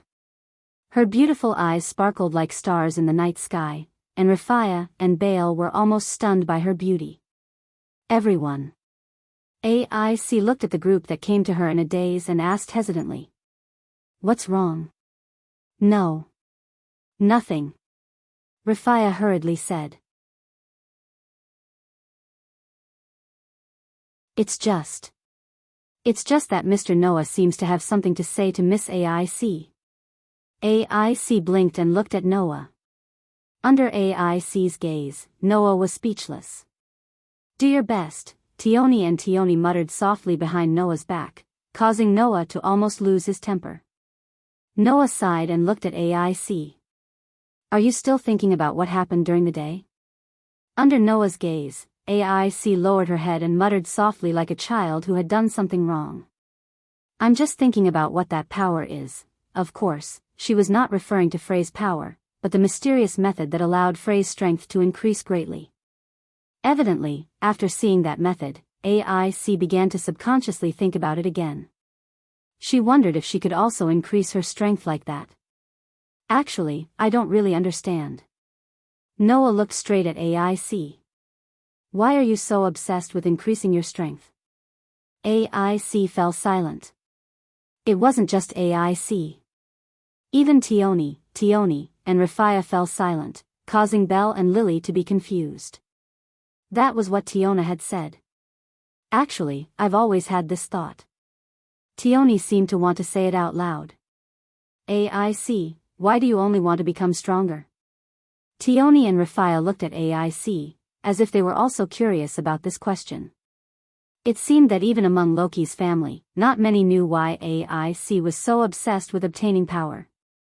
It was possible that no one knew the reason. AIC lowered her head as if she wanted to avoid everyone's gaze. After a while, she lowered her head and said, I just want to become stronger. This reason was as good as not saying anything. Because if she really wanted to become stronger, she wouldn't have displayed this level of obsession. There must be some secret in AIC's heart. It was this secret that made this young lady pursue power. Tioni, and Rafia felt extremely complicated when they thought about the secret in AIC's heart that drove her to pursue power that they didn't know about. Noah also fell silent for a while. After a while, he lifted his head and said plainly, Do you know about fairies? When these words came out of Noah's mouth, AIC's expression changed for the first time. You're tuning in to the Romantic Tales YouTube channel. Don't forget to subscribe and join us on this journey to catch the most captivating stories.